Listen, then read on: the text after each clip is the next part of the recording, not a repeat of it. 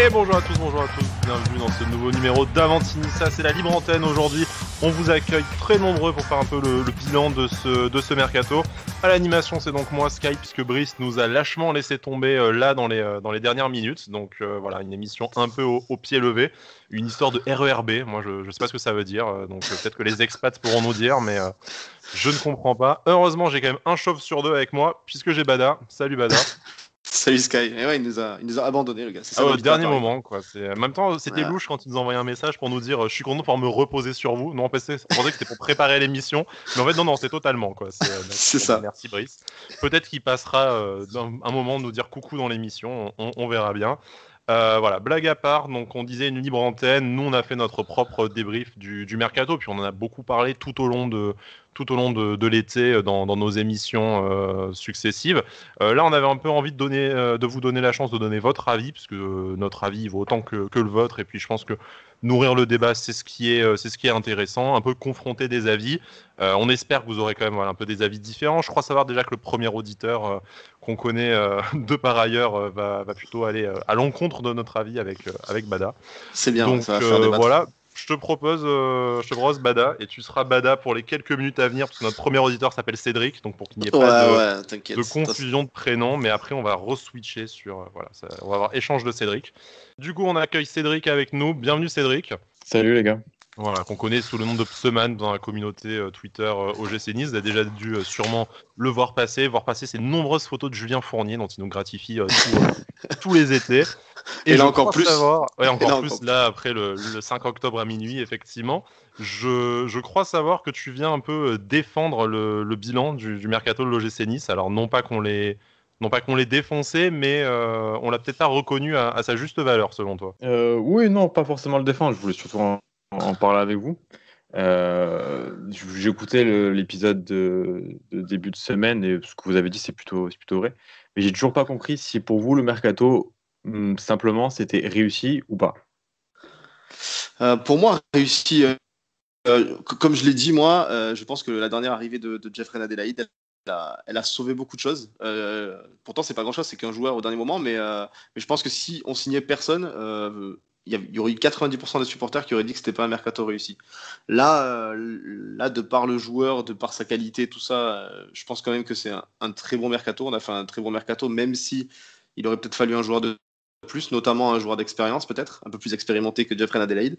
Mais au niveau qualitatif, c'est un mercato de qualité quand même. Je pense qu'en fait, individuellement, tout le monde est content de toutes les recrues. Bon, il y a un peu l'inconnu autour de Danny Luke, qui est encore très jeune, de Bambou, qu'on a trop peu vu avant sa blessure, mais tu as quand même beaucoup de joueurs qui déjà portent satisfaction. On pense à Amine Gouiri, à Hassan Kamara, à Morgan Schneiderlin, pour une petite dédicace à Brice, du coup, qui n'est pas encore arrivé.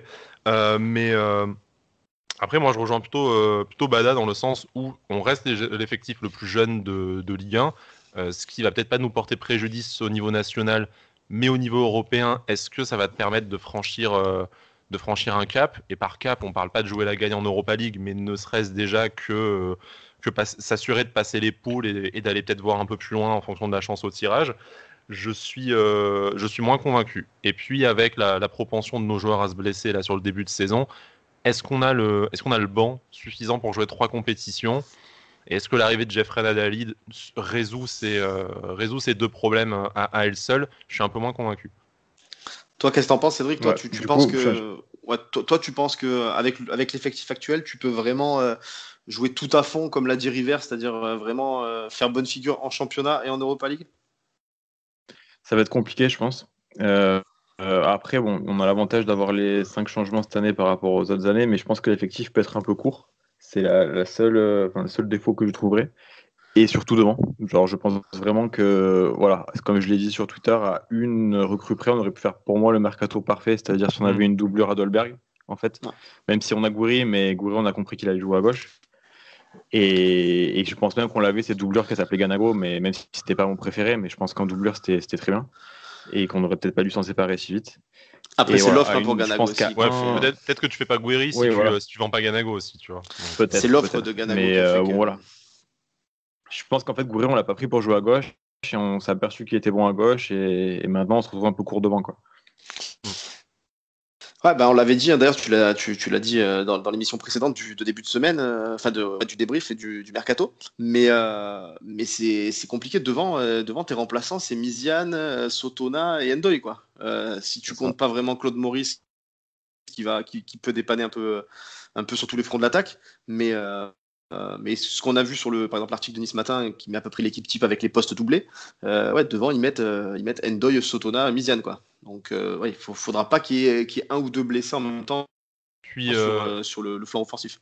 puis on parle de blessés, mais ne serait-ce que parler de méformes sportives. Je veux dire, on a quand même devant deux gros paris. Donc Gouiri qui est pétri de talent, mais pour sa première saison professionnelle, je le répète à chaque émission, je suis désolé pour nos auditeurs les plus fidèles, mais est-ce que Gouiri, ça a la capacité de s'enchaîner 40 ou 50 matchs à très haut niveau sans avoir un remplaçant sportivement correct? Je suis assez peu convaincu. Et de l'autre côté, Ronny Lopez, c'est un énorme pari sur sa capacité à revenir en forme aussi. Donc en fait, c'est même si tes joueurs ne se blessent pas, ce qui est déjà, je trouve, une énorme condition, tu n'as pas vraiment de remplaçant qualitatif. Tu vois, si jamais Ronny Lopez il traverse les matchs comme un fantôme parce qu'il est hors de forme, il ne retrouve pas son football, bah en fait, par qui tu peux le remplacer? Tu vois, moi, c'est un peu là-dessus où tu as le manque d'alternatives, ne serait-ce que sportif, parce que tu as empilé des mecs qui sont soit très jeunes, et on sera peut-être content de les avoir dans 3 ans, soit très incertains. Après, il y a une donnée aussi à prendre en compte. Si on réfléchit, c'est que là, le mercato estival, entre guillemets, a terminé très tard. Si le mercato hivernal commence à ses dates normales, dans 2 mois et demi, tu peux à tout moment refaire quelqu'un devant, quoi. Mais t'es Donc, peut-être plus en voilà, Europe dans 2 mois et demi aussi. Peut-être qu'ils se t'es disent peut-être plus ça, en Europe, si, mais si on n'est plus en Europe, pas besoin de Peut-être. recruter quelqu'un. Tu vois, ouais, c'est possible aussi. Mais peut-être que voilà, peut-être qu'ils se disent, écoutez les gars, on teste comme ça devant, on va voir si Miziane en 2 mois et demi il fait un peu plus ses preuves. Ndoye, est-ce qu'il s'affirme? Sotona, est-ce que ça peut être une révélation?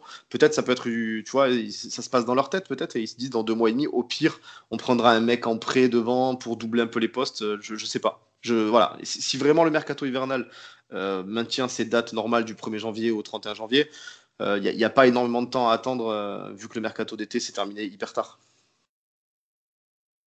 Après, il y a juste autre chose que je voulais voir avec vous aussi.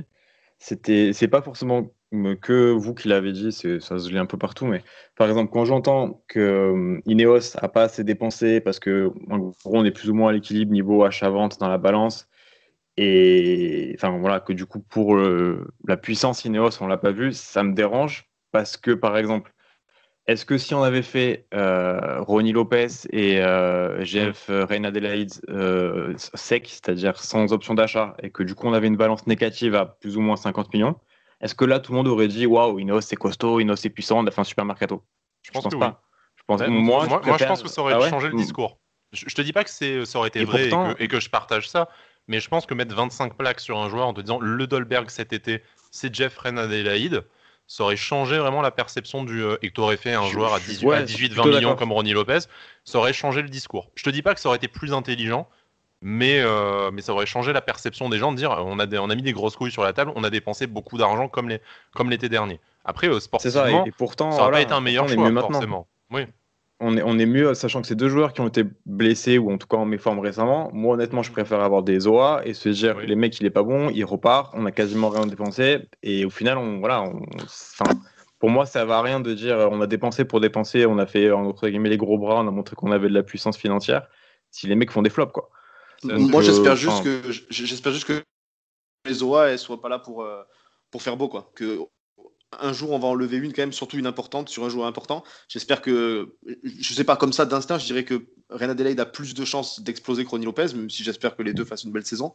Mais s'il y en a un des deux qui fait une énorme saison, j'espère qu'on réfléchira quand même à poser de l'argent sur la table pour en garder clairement un, que l'option d'achat serve vraiment à quelque chose.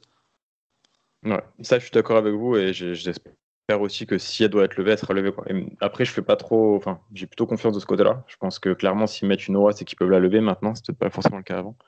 Mais, euh, mais Ouais. voilà.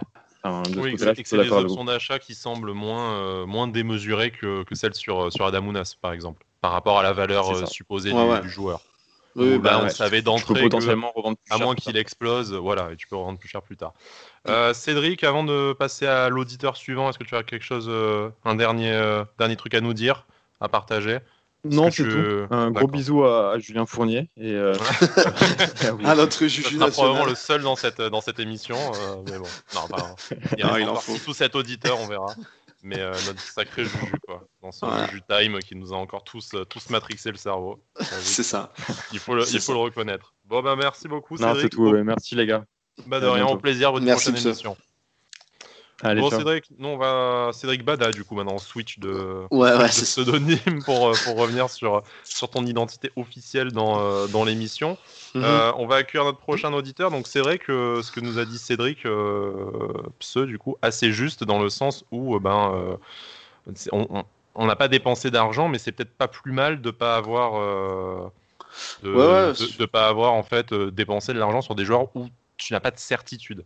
Non, mais complètement. Je pense que quand ça a commencé à parler dans les dernières heures du mercato de Jeffrey Adelaide, on espérait tous, je pense parce que ça parlait rapidement d'après.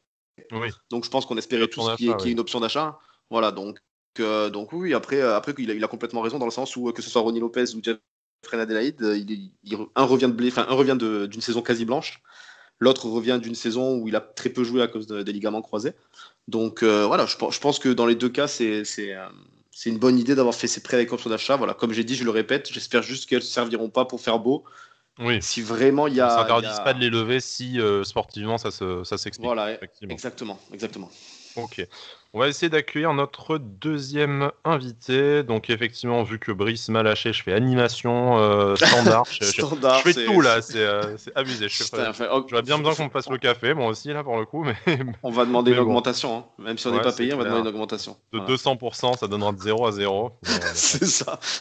Voilà. Alors, on va appeler notre cher ami Tonissa, que les fans de YouTube, de Jeux sur YouTube connaissent. En espérant qu'il décroche du premier coup. Qui a une belle pub sur Twitter d'ailleurs. Il y a beaucoup de. Salut Tonissa. Salut. Comment ça va? Salut les gars. Salut à toute l'équipe, ça va? Ouais, ça va. On parlait de toi, que tu avais une très belle pub sur Twitter. On a vu ton nom passer plusieurs fois en disant il faut le faire venir, donc te voilà. C'est ça, donc on s'est dit faisons-le venir. C'est sympa, merci les gars. De rien. Donc je te propose déjà de commencer à présenter un peu ta chaîne YouTube pour ceux qui la connaîtraient pas. Ouais, c'est ma chaîne YouTube, donc c'est Tonissa Nissa dans l'intégralité de son nom. Et donc voilà, je fais beaucoup de choses, beaucoup de vidéos sur l'OGC Nice, notamment des débriefs. J'ai fait des vidéos mercato et après, au-delà de ça, dernièrement, j'explique l'histoire un peu du club de 1904 jusqu'à nos jours. Et je fais aussi des petites recettes de cuisine sur la cuisine niçoise et tout ça. C'est varié. Tu mets pas d'haricots verts et de patates dans le pan bagnard, sûrement. Certainement pas, interdiction. C'est la peine de mort. Alors ça là, tu peux rester dans cette conversation, on te garde pour la suite de l'émission. Bon. Du coup, qu'est-ce que tu as pensé de ce mercato de l'OGC Nice qui s'est terminé jusqu'au bout du suspense le 5 octobre à minuit? Comme je le disais dans mes vidéos, en fait, je trouve que c'était un mercato hyper intéressant, vachement intelligent, tout ça, où on a fait un départ en fanfare. Et après, pendant 2 mois et demi, plus rien. Alors que tu as le club qui annonçait des pistes sur certains joueurs. On n'a jamais eu de suite, on n'a jamais rien eu. Et après, la dernière piste qu'il y a eu sur Belanda, où on n'est jamais revenu dessus, où le dernier match qu'il a fait à un jour de la fin du mercato, il jouait avec Galatasaray. Donc, je te dis, c'est fini, il ne viendra jamais. Et après, on a bien rebondi, on va dire, on a fini sur une bonne note avec Jeff Adelaide.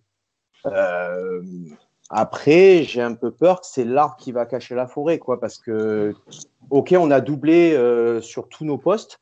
Après, quand tu vois les doublures que tu as sur le trio offensif, c'est ce que disait Cédric tout à l'heure dans l'émission, effectivement. Tu te retrouves vite avec Sotona, Ndoye, Miziane devant, et pour l'Europe, ça fait un peu peur, peut-être. Moi, je trouve ça très léger pour l'Europe, parce que, on a un groupe qui est assez, on va pas dire facile, mais qui est abordable. Après, moi, comme je dis, c'est plus le Bayern. Enfin, j'ai moins peur du Bayern Leverkusen que du Sparta ou de Beersheva, qui sont des équipes un peu exotiques et c'est des équipes qui sont accrocheuses et qui lâchent rien pendant 90 minutes. Et le problème qu'on voit avec l'OGC Nice ces derniers temps, c'est qu'un match, ils ne le jouent pas sur 90 minutes.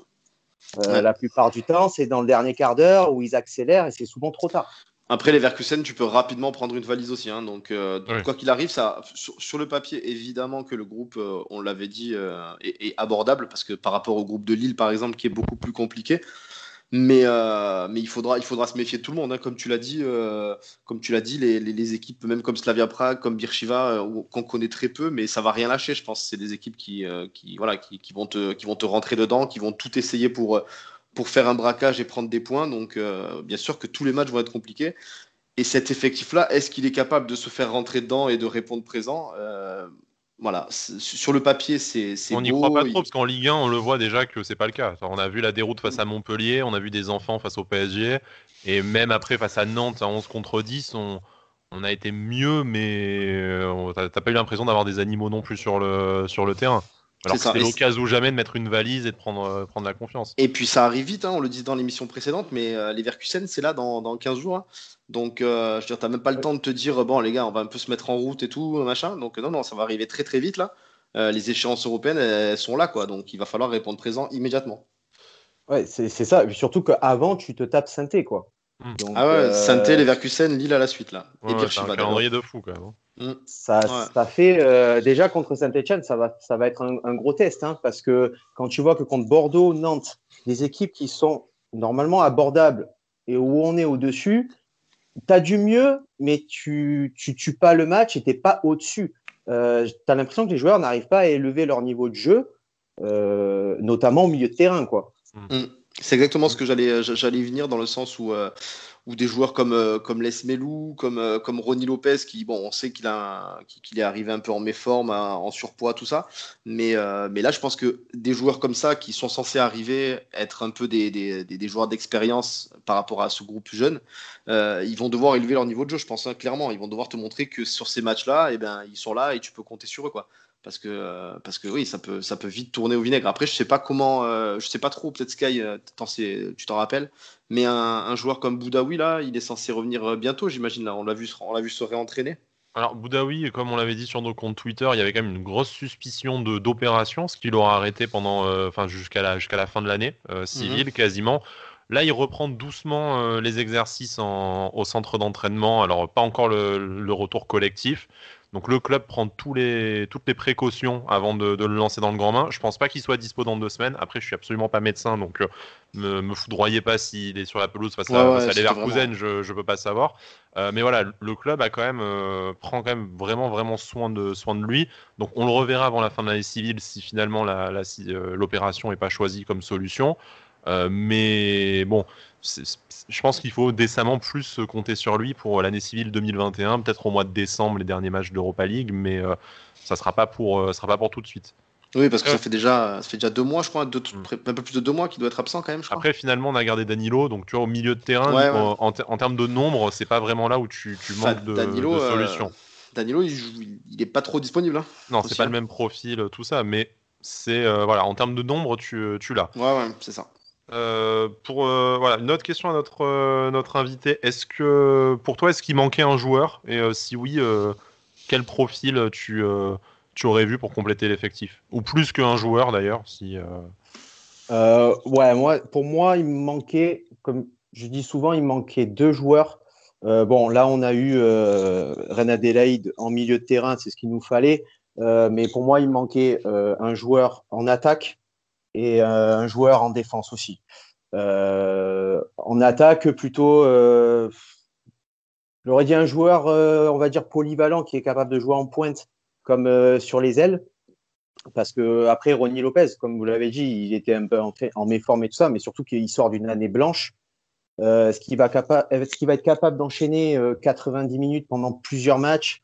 Ça aurait été bien d'avoir une recrue, on va dire, expérimentée en attaque. Et en défense, surtout, c'était pour pallier une éventuelle mise en retraite de Dante, former un peu le joueur et avoir un joueur défensif. Qui fasse la succession la saison prochaine. Qui fasse la succession, parce que très honnêtement, Bambou, j'y crois pas. Très honnêtement, On l'a crois pas. très peu vu encore quand même. Il s'est blessé Il a de montré suite, il a ça montré joue des pas choses pour lui, sympas, mais il a montré des choses sympas, notamment dans la relance, où on voit on nous avait pas menti sur ça, notamment à l'émission qu'on avait fait avec Abedou, qui nous disait qu'il avait une grosse faculté de relance, tout ça, donc c'est vrai. Après, oui, il y a des moments où il a des errances défensives quand même, où il passe à travers, clairement. Voilà. Après, comme l'a dit Sky, on l'a vu que quelques matchs, donc voilà. Laissons-le revenir. Mais du coup, tout de voilà. suite, t'es à poil, tu mets Pellemar. Pellemar qui a été sorti au dernier match. Je sais pas s'il a été sorti, sanctionné, blessé ou je sais pas quoi. Et du coup, on a eu Danny Luke à la place. Mais enfin, c'est vrai que derrière Dante, c'est un peu vite le désert en défense centrale. C'est pour ça qu'on s'était tous excités sur la rumeur à Issa Mendy, qui malheureusement n'est pas venu là. Et même si Dante se pète, axe gauche, tu as Ensoki qui a beaucoup de potentiel, hein, dont on nous dit beaucoup de bien à l'entraînement, mais qui en match pour l'instant n'a pas montré. Et qui chope le Covid tous les 15 jours aussi. Voilà. Ouais. Accessoirement. Donc, ouais. Ok, bon Andy, dis-nous c'est quoi les prochaines étapes, les prochaines actus de ta chaîne YouTube? Ben là, C'est quoi la prochaine recette de prévue par exemple? la Qu'on prochaine vienne recette manger. de prévue, je vous inviterai. Normalement, c'est la Soca. Bon, voilà, la Soca, normalement, on peut pas trop se tromper sur la recette, quoi. Ouais, Alors, tu en as qu'une officielle. Bon, par contre, c'est pas au four à bois, c'est au four électrique. Ouais. Après, tu fais avec ce que tu as à la maison. Hein. Tu peux pas... Je fais avec les moyens du bord, c'est compliqué. Ouais, mais on viendra goûter volontiers, écoute. Hein. Si t'as besoin de goûteurs dans tes émissions gastro, nous on vient. Il y a pas de plaisir. Jusque-là, on devrait s'en sortir. Ça on maîtrise le sujet, mieux que le foot en tout cas déjà. Mais... bon. Écoute, au plaisir, tu nous tiens volontiers au courant de la suite de ta chaîne YouTube. Et une prochaine libre antenne si tu veux. Voilà. Avec plaisir, les gars. Merci beaucoup. Merci de ta venue. Merci en à tout cas. toi. La Bayeta, à bientôt. Merci. Bon, du coup, Cédric, maintenant t'as faim, non? Moi, là, je sais pas toi, mais maintenant j'ai la dalle, quoi. Donc, une petite bière, une petite part de Soca, là, on serait pas mal, hein. On serait pas mal, hein, quand même. Hein. Voilà, on profite puisque tu parles de bière, beaucoup moins drôle, mais bon, si nos amis de la brasserie du Comté de Saint-Martin-et-Vésubie nous écoutent, voilà, c'est... on leur apporte notre soutien, ouais, c'est ça. Comme à tous les sinistrés, il y a une cagnotte, comptez sur nous, il y a une bière qui va être faite par les brasseurs des Alpes-Maritimes, comptez sur nous en collaboration, bon, les bénéfices qui leur seront reversés. Évidemment, tous les sinistrés, tu fais bien d'en parler, on va aussi souligner la très très belle action de la Brigade Sud à Breil, je crois, aujourd'hui, si je dis pas de bêtises. On a vu la photo avec leur pull fait exprès, du coup, c'est une belle initiative de leur part. Voilà, c'est bien. Voilà, pour montrer que le monde ultra dans ce qu'il a de meilleur. Voilà, donc on espère que parmi les auditeurs, tout le monde va bien, parmi vos proches. Et puis voilà, on espère que ça sera rapidement derrière nous. Je te propose d'essayer d'avoir une note un peu plus joyeuse. On est un peu en avance sur notre timing, donc je veux pas être le chat noir, mais c'est incroyable. C'est beau quand même. C'est parce que Brice n'est pas là, donc forcément, voilà, il y a personne pour nous parler de Sertic ou de je sais pas qui. Donc forcément, ça va mieux. On va tenter ou de Ensoki arrière gauche. De Ensoki, ouais. Après, j'ai pu prononcer en toute sérénité le nom de Ensoki là aujourd'hui, sans me faire agresser par. Voilà, mais bon. Non, on va appeler notre auditeur suivant. Si jamais il est dans le coin, il est connecté. Donc maintenant, il faut qu'il décroche. Ça serait une bonne idée. On va appeler Sam. Alors, Sam, le Pikachu de la communauté niçoise. Ouais, c'est ça. Et Sam a rejoint la conversation. Salut Sam. Allô, est-ce qu'on m'entend bien? On t'entend très bien. Très très bien. Nickel. Telle une attaque Fatal Foudre. Pardon, c'était nul. Comment allez-vous? Voilà, ça commence. Jusqu'à cette blague, ça allait très bien. Je vais couper mon micro discrètement. Ça non, mais mes enfants m'ont arraché l'ordi. Je me casse les gars. Non, mais écoute, ça va, Sam. On est content de te recevoir. Ouais, Sam. Du coup, expat, t'es où en ce moment? On sait que t'es un peu un globe-trotter. Je suis à Bordeaux. Non, là, je suis Non, t'es resté à Bordeaux. D'accord. Ok, bon, ça va à Bordeaux? Ça va, mais bon, ça va. Tu es le plus chanceux des Niçois parce que tu vas avoir l'occasion de voir Atem Ben Arfa cette saison quand même, non? Quel plaisir. Quel plaisir, ouais. Ouais. Enfin, le fantôme d'Atem Ben Arfa probablement. Mais Putain, je sais pas si j'espère que ce soit un fantôme ou. On n'est jamais à l'abri avec lui. Ou si j'espère qu'il roule sur la Ligue 1. Moi, j'espère qu'il va rouler sur la Ligue 1 sauf Nice et puis voilà. Voilà, ouais, c'est ça. On va lui souhaiter que ça, c'est clair. On lui souhaite pas les croisés, mais pas non plus de mettre un octuplé contre nous. Quoi. Ça a été tellement une histoire d'amour à Thème que c'est compliqué de lui souhaiter du mal quand même. C'est clair. Sam, du coup, merci de ta participation à l'émission. Je vais t'orienter naturellement sur le mercato parce que c'est un peu la thématique de l'émission, mais on n'a pas non plus de plan spécialement fixe. Donc, qu'est-ce qui t'amène chez nous aujourd'hui? Bah non, moi c'était un petit peu voilà pour discuter, enfin faire le bilan globalement du mercato, un peu sur, enfin autant au niveau des départs, on est tous d'accord pour dire que bon, c'était globalement très convaincant et que les joueurs qui devaient partir sont quasiment tous partis À et part un. à part un, c'est ça. Alors, attends, alors justement, j'en profite. Le mercato n'est pas terminé partout. Il reste encore la MLS, la Russie, le Qatar et un autre pays, la Suisse, ce qui me semblait pas si improbable pour Racine Colli. Donc, Est-ce qu'ils connaissent Racine Colli là-bas aussi? Je suis pas sûr. Lausanne va peut-être S'ils connaissent pas, il y a rapidement une chance connaître pour eux, Racine Colli, tu vois. C'est toujours possible. On va y envoyer une. Vous avez pas voulu nous vendre Zekiri? Allez, tac, vous prenez Racine Colli, c'est 3 millions. C'est parti. Putain. Par contre, effectivement, au niveau des départs, on a, enfin, effectivement, au niveau des départs, il y a peut-être un petit peu plus de, on va pas dire de déception parce que le mot serait peut-être un peu fort, mais peut-être un petit peu plus de doute. Moi, notamment, il y a un poste sur lequel on avait beaucoup parlé pendant la préparation et qu'on a finalement très peu abordé, c'est le poste de gardien. Parce qu'autant on est tous d'accord pour garder Walter Benitez en numéro 1, ça y a pas de souci au coin. Autant il y avait beaucoup de personnes qui ont mis des doutes quant au rôle de Cardinal en numéro 2, de se dire est-ce qu'on peut le garder en numéro 2, est-ce qu'on va pas qu'est-ce qu'on en fait finalement? On avait parlé à un moment, il y avait plusieurs des noms de gardiens qui étaient un petit peu sortis au coin. Finalement, on va commencer, on va attaquer la saison avec cette densité de match avec Cardinal en numéro 2. Est-ce que vous finalement, après l'avoir vu jouer quelques matchs de préparation, quoi, est-ce que vous pensez que ça devrait le faire pour dépanner, sera suffisant, quoi, ou vous pensez que non, on aurait dû recruter un gardien pour passer devant Cardinal et prendre le poste de numéro 2? Moi, Cardinal, bon, après, j'apprécie le personnage, tout ça, il n'y a aucun souci là-dessus. On est tous d'accord, je pense. On aime beaucoup le garçon, mais c'est c'est plus de se dire, effectivement, parce qu'on en discutait un petit peu aussi à l'époque, enfin, vraiment, dans le courant juillet, on parlait, on disait, est-ce que si demain Benitez se pète 2 mois et qu'on doit aligner Cardinal contre Prague et Leverkusen, est-ce que ça va pas être compliqué, quoi? C'est ça. Si tu perds Benitez, espérons que non, parce qu'il a l'air quand même assez solide au niveau des blessures, tout ça. Donc, on va toucher du bois que ça dure. Mais si tu perds Benitez quelques mois et notamment sur des grosses échéances, après, on juge pas Cardinal avant de l'avoir vu, tu vois. On le connaît, on sait qu'il est capable de faire de très beaux arrêts, comme il est capable de passer à travers. Donc ça me rassurerait pas vraiment. Après, je pense qu'il n'a pas été gardé uniquement pour des raisons sportives, Cardinal. Ah non, sûr. Donc voilà. Est-ce que c'est une bonne chose? Ça, on le jugera quand il aura l'occasion de montrer cette saison de quoi il est capable. Donc voilà. Sur la prépa, on l'a pas vu faire d'énormes cagades. Donc à voir. Mais oui, après, si Benitez tient toute la saison, je préférerais quand même. Tu as un mot à dire là-dessus? Toi, tu aurais plutôt recruté quelqu'un d'autre ou tu penses que tu serais reparti avec Cardinal en 2? Moi, je pense qu'avec un deuxième gardien, après, on demandera à Sky ce qu'il en pense, mais moi, je pense qu'avec un deuxième gardien, voire même très jeune, tu vois, avec un peu de fougue, un peu qui t'apporte un peu cette concurrence et qui, pourquoi pas venir concurrencer Benitez dans les années, parce que Benitez, peut-être qu'un jour il partira. Ne serait-ce que préparer sa succession d'ailleurs. Hein. Voilà, exactement. Tu peux penser que Benitez, d'ici peut-être 2-3 ans, voire même peut-être l'année prochaine ou quoi, s'il fait une top saison, qu'on fait une top saison et qu'il a des belles offres, ça va peut-être y réfléchir. Donc voilà, je suis pas sûr que Cardinal derrière il va pousser Benitez à la concurrence. Donc je pense qu'il aurait peut-être fallu réfléchir à ça à l'après Benitez et prendre un jeune gardien qui aurait pu apporter quand même cette fougue et cette concurrence à Benitez. Je pense que le club s'est posé la question différemment et normal parce que bon nous on est vraiment dans la passion et à notre petit niveau dans l'analyse extérieure et purement sportive.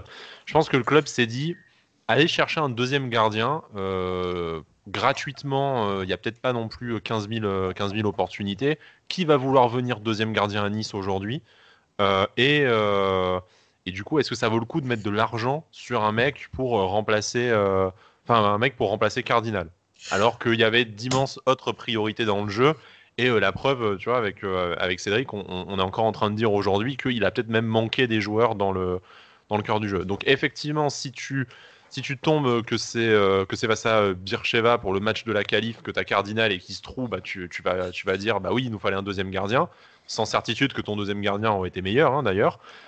Mais après, je pense que Cardi, il doit, enfin, je sais pas s'il peut, mais il doit faire le taf si Benitez prend un rouge et que du coup le match d'après tu affrontes Ouais, dès que tu Dijon, fais appel à lui, Angers ou je sais pas quoi, que tu fais appel à lui, il doit pouvoir ne pas te coûter le match, à défaut de te le faire gagner. Moi je pense qu'il a quand même le niveau Ligue 1, je le disais, je souhaitais un départ, mais il peut jouer, pour moi il y avait le niveau pour jouer chez un promu de Ligue 1, donc si tu tombes face à une équipe du deuxième partie de classement, ça doit pouvoir suffire. Mais après, comme si Cédric ça le te disait, tue tes ambitions européennes, tu vois, si en 16e de finale, tu tires, je sais pas, l'Ajax qui est reversé de son groupe d'Europa League et que en fait tu rates la qualif parce que tu as un gardien aux fraises, bah ouais, bien sûr, tu vas avoir les boules de pas avoir pris un top deuxième gardien. Mais à la fois, est-ce que c'était possible pour l'OGC Nice cet été pour zéro d'attirer vraiment une meilleure doublure que Cardinal? Je connais pas assez le marché des gardiens pour l'imaginer. non mais même sans prendre un deuxième gardien, tu vois, un top deuxième gardien confirmé ou quoi, on a quand même recruté beaucoup de petits jeunes à fort potentiel de prospects sur ce mercato dans l'ensemble, et il y en a aucun au poste de gardien, alors qu'on pourrait se dire justement par rapport préparer la succession de Benitez ou quoi, ou peut-être avoir un petit jeune qui peut faire la concurrence à l'entraînement, pousser un peu Cardi au cul, et ça peut être ça, tu peux te dire enfin tu peux essayer, je sais pas après s'il y avait des bons coups à faire justement à ce niveau-là chez les petits jeunes dans les gardiens de but, Je mais pense que le club a tenté, hein, parce qu'on avait eu des échos comme quand on avait tenté Ilan Meslier avant que Leeds lève l'option d'achat. Donc tu vois, c'était un peu ce profil de jeune gardien en devenir, bon déjà trop fort, je pense, et surtout pas pour être volontaire pour être doublure de Benitez. Mais à mon avis, le club a étudié le sujet et a dû se rendre compte que une fois que tes 2-3 possibilités n'étaient pas faisables pour des raisons financières ou parce que le joueur voulait pas venir, dans ce cas-là, tu repars avec Cardi. Bon, Ouais, après, ça- oui, ce qui est assez étonnant, c'est qu'au final, tu as poussé plutôt Clemencia l'année dernière pour au final refaire passer Cardi devant dans la hiérarchie. C'est un peu la cette hiérarchie gestion des gardiens, hasardeuse du gardien qui pose plus problème que Cardinal en lui-même. Ouais, ça, on est d'accord. On ragera peut-être contre lui s'il nous coûte la qualif en 8e de finale d'Europa League. Mais après, il est capable. Hein. On sait que Cardinal est capable. Hein. On l'a vu sur ses. Il a fait on a sorti l'Ajax avec Cardinal dans les cages. Hein, voilà, faut le rappeler, il est capable de ça. Donc voilà, espérons que comme l'a dit Sky, quand on aura besoin de lui, il répondra présent et à défaut de nous faire gagner un match, il nous le coûtera pas déjà. Mais voilà, moi je pense que quand même il faut se rappeler Cardinal de quoi il est capable et espérer que quand il sera sur le terrain, il fasse le taf. Ouais, écoutez, on espère, hein, c'était déjà pour avoir votre avis à vous sur cette partie, sur ce point-là, pour le coup, parce qu'on l'avait soulevé à l'époque de se dire ça peut être peut-être une question qui se pose, et finalement on a rien entendu pendant 3 mois, août-septembre et juillet, on a effectivement pas eu d'arrivée, pas eu de nouveauté à ce niveau-là, hormis la prolongation de Benitez. Mais c'est quand même la meilleure nouvelle de l'été. On aurait été emmerdé pour trouver un gardien titulaire cet été, je pense quand même. Aussi. Ouais. Surtout que je pense qu'on a quand même essayé, comme tu l'as dit tout à l'heure, Sky, je pense qu'on a quand même essayé et que vu la difficulté du marché et tout, je pense qu'on s'est dit voilà, autant garder Cardinal en fait, avec son petit salaire. De mettre 3 millions sur un mec pas meilleur et qui voudra plus cher en salaire, effectivement. Exactement. Ouais. Bon, Sam, sinon, pour un mot de la fin, le mercato satisfait? Ça dépend parce qu'effectivement, si tu prends le mercato par rapport à tes attentes que tu as au 1er juin, tu attends peut-être effectivement à peut-être une recrue phare, un peu un gros nom pour aider et peut-être un peu plus de doublure, notamment devant, parce que c'est vrai que quand tu regardes l'équipe B devant, elle fait pas vraiment plaisir à voir, quoi. Autant je trouve que derrière et au milieu, tu as quand même des joueurs un peu confirmés à aligner en Ligue 1 après un match d'Europa League. Autant devant, c'est plus compliqué. Mais sinon, voilà, comme on l'a dit, niveau départ, ça a été très bien géré. Niveau arrivée, on a quand même eu des beaux noms, des Schneiderlin, des Gouiri pour citer que, et un Camara surtout pour régler en face problème de latéral gauche.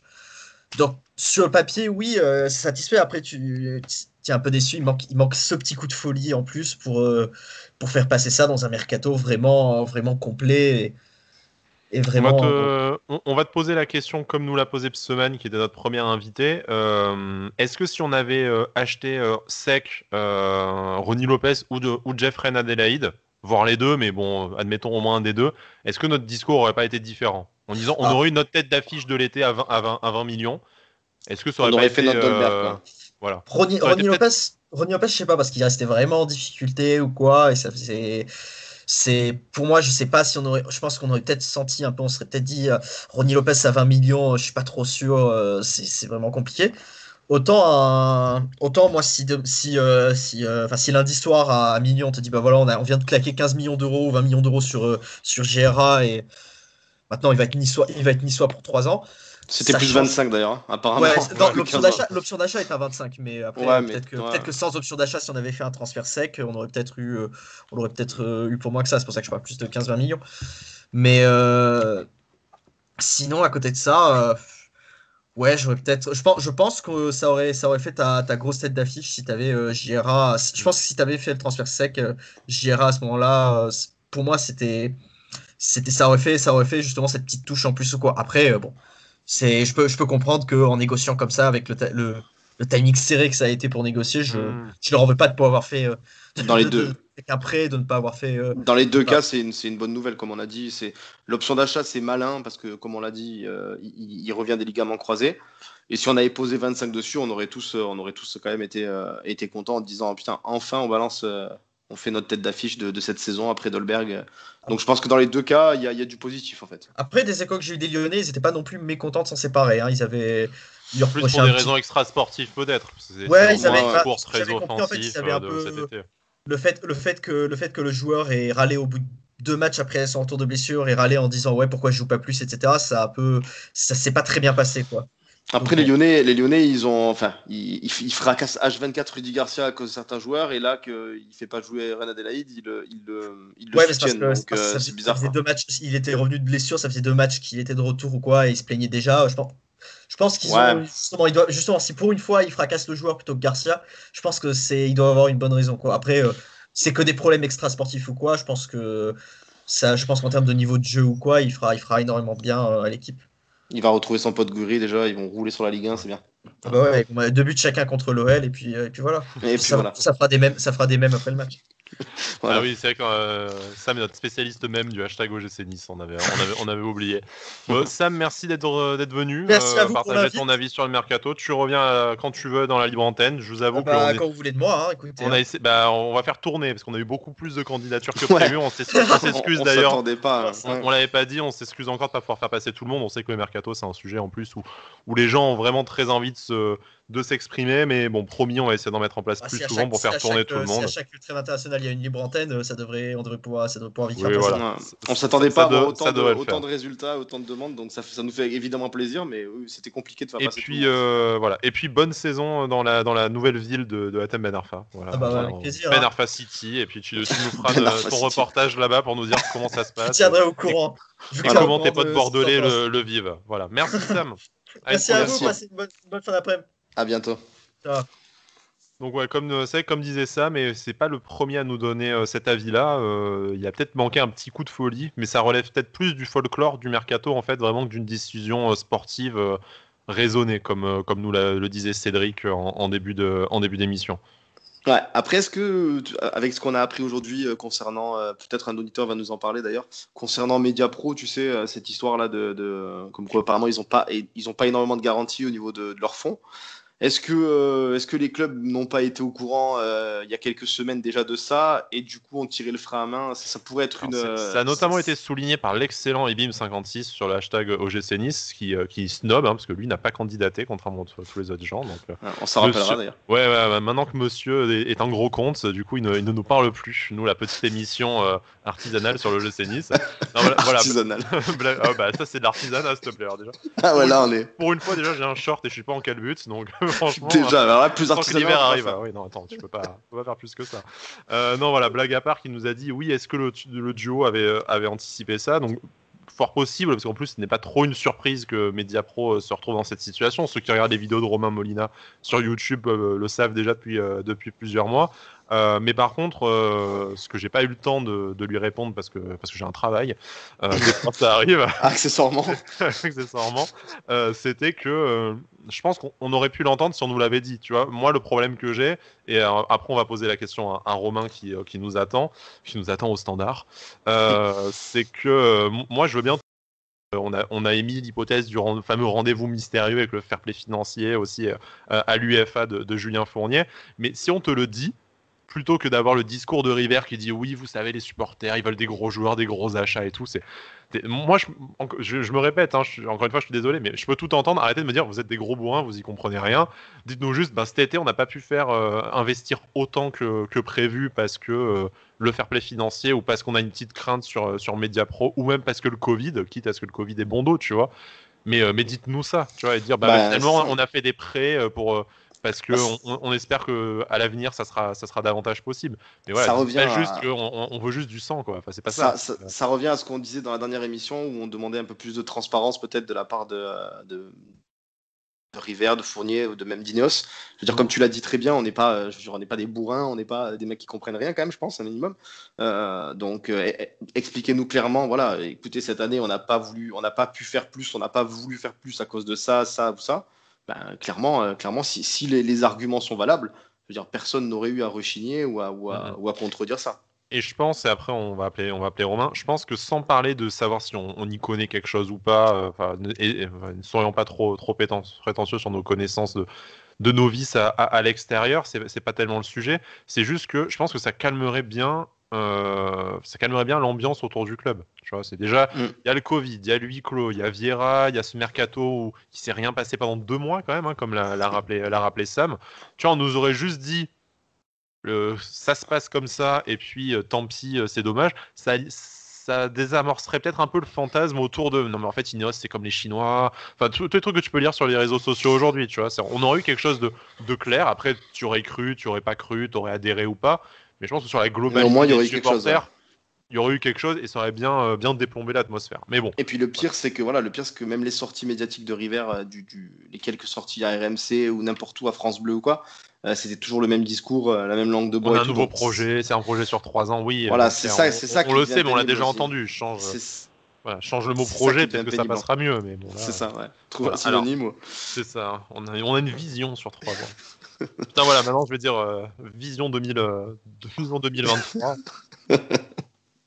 Allez, on va appeler Romain, parce que je pense que les gens en ont marre d'attendre notre connerie, ils veulent entendre celle des autres un peu. Voilà, c'est ça. Alors, on va appeler Romain. Si Romain pouvait rejoindre l'appel, ce serait sympa. On a un poil en retard en plus, parce que bon, ça pouvait pas durer longtemps. Salut Romain, comment ça va ?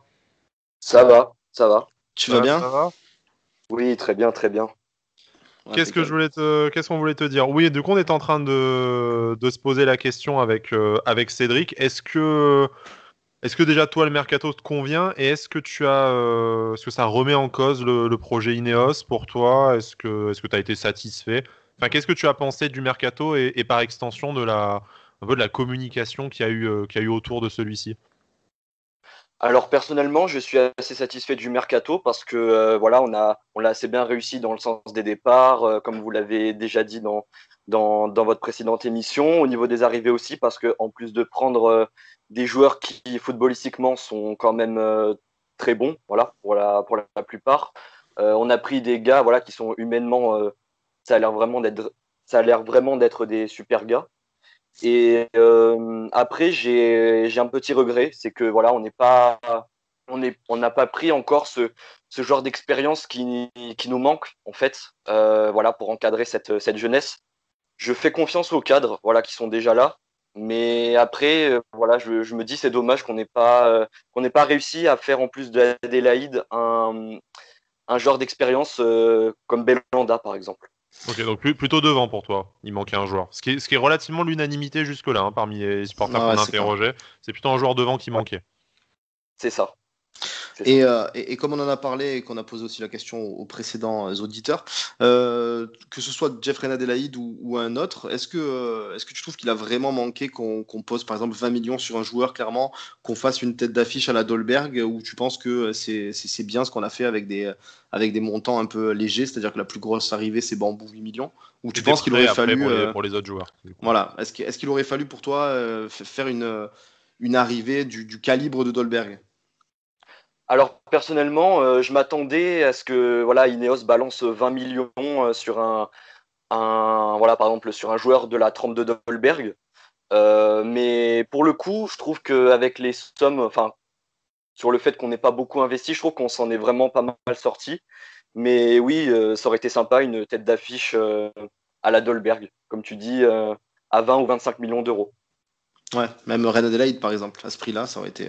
On l'a dit, Pseman nous l'a dit, par exemple, notre premier invité, qui nous disait est-ce que si on avait fait Jeff Red Adelaide en transfert sec, est-ce que la vision du mercato aurait été différente? Est-ce qu'on aurait été plus content ou pas? Donc, voilà, ça rejoint plus ou moins ce qu'on disait. Ouais. Après, à l'inverse, l'arrivée en dernière minute de Jeffrey Nadalid, elle fausse aussi quand même bien la. Enfin, elle fausse, non, parce que c'est un joueur de plus, c'est pas n'importe quel joueur. Mais le scénario et le storytelling de l'arrivée à minuit, tout ça, te altère un peu ton jugement de te dire tu restes sur un peu le folklore du mercato, la dernière arrivée, la dernière soirée à suivre sur Twitter, en live et tout. Un top joueur qui devait nous rejoindre déjà la saison dernière qui arrive à Nice et qui comble le poste qui te manque et que tu as constaté depuis 6 journées qui te manquait. Donc forcément, tu es ultra satisfait d'un coup, mais tu sors de 2 mois de vache maigre où il n'y avait aucune arrivée. Et comme on le dit tous spontanément, il te manquait au moins un joueur devant, parce que derrière, les doublures au poste devant, c'est quand même très très jeune, voire ça n'a aucune expérience en Ligue 1 ou très peu. Et on a même parlé de derrière aussi, du poste de gardien éventuellement. Enfin, on n'a pas l'impression, et je sais pas ce que c'est l'avis de Romain, mais on n'a pas l'impression non plus qu'on est super serein pour une saison où on se lance dans la Coupe d'Europe aussi également. Ouais, c'est vrai que personnellement pour la Ligue Europa, je m'inquiète un peu plus parce que ça va être des gros matchs avec avec de l'intensité.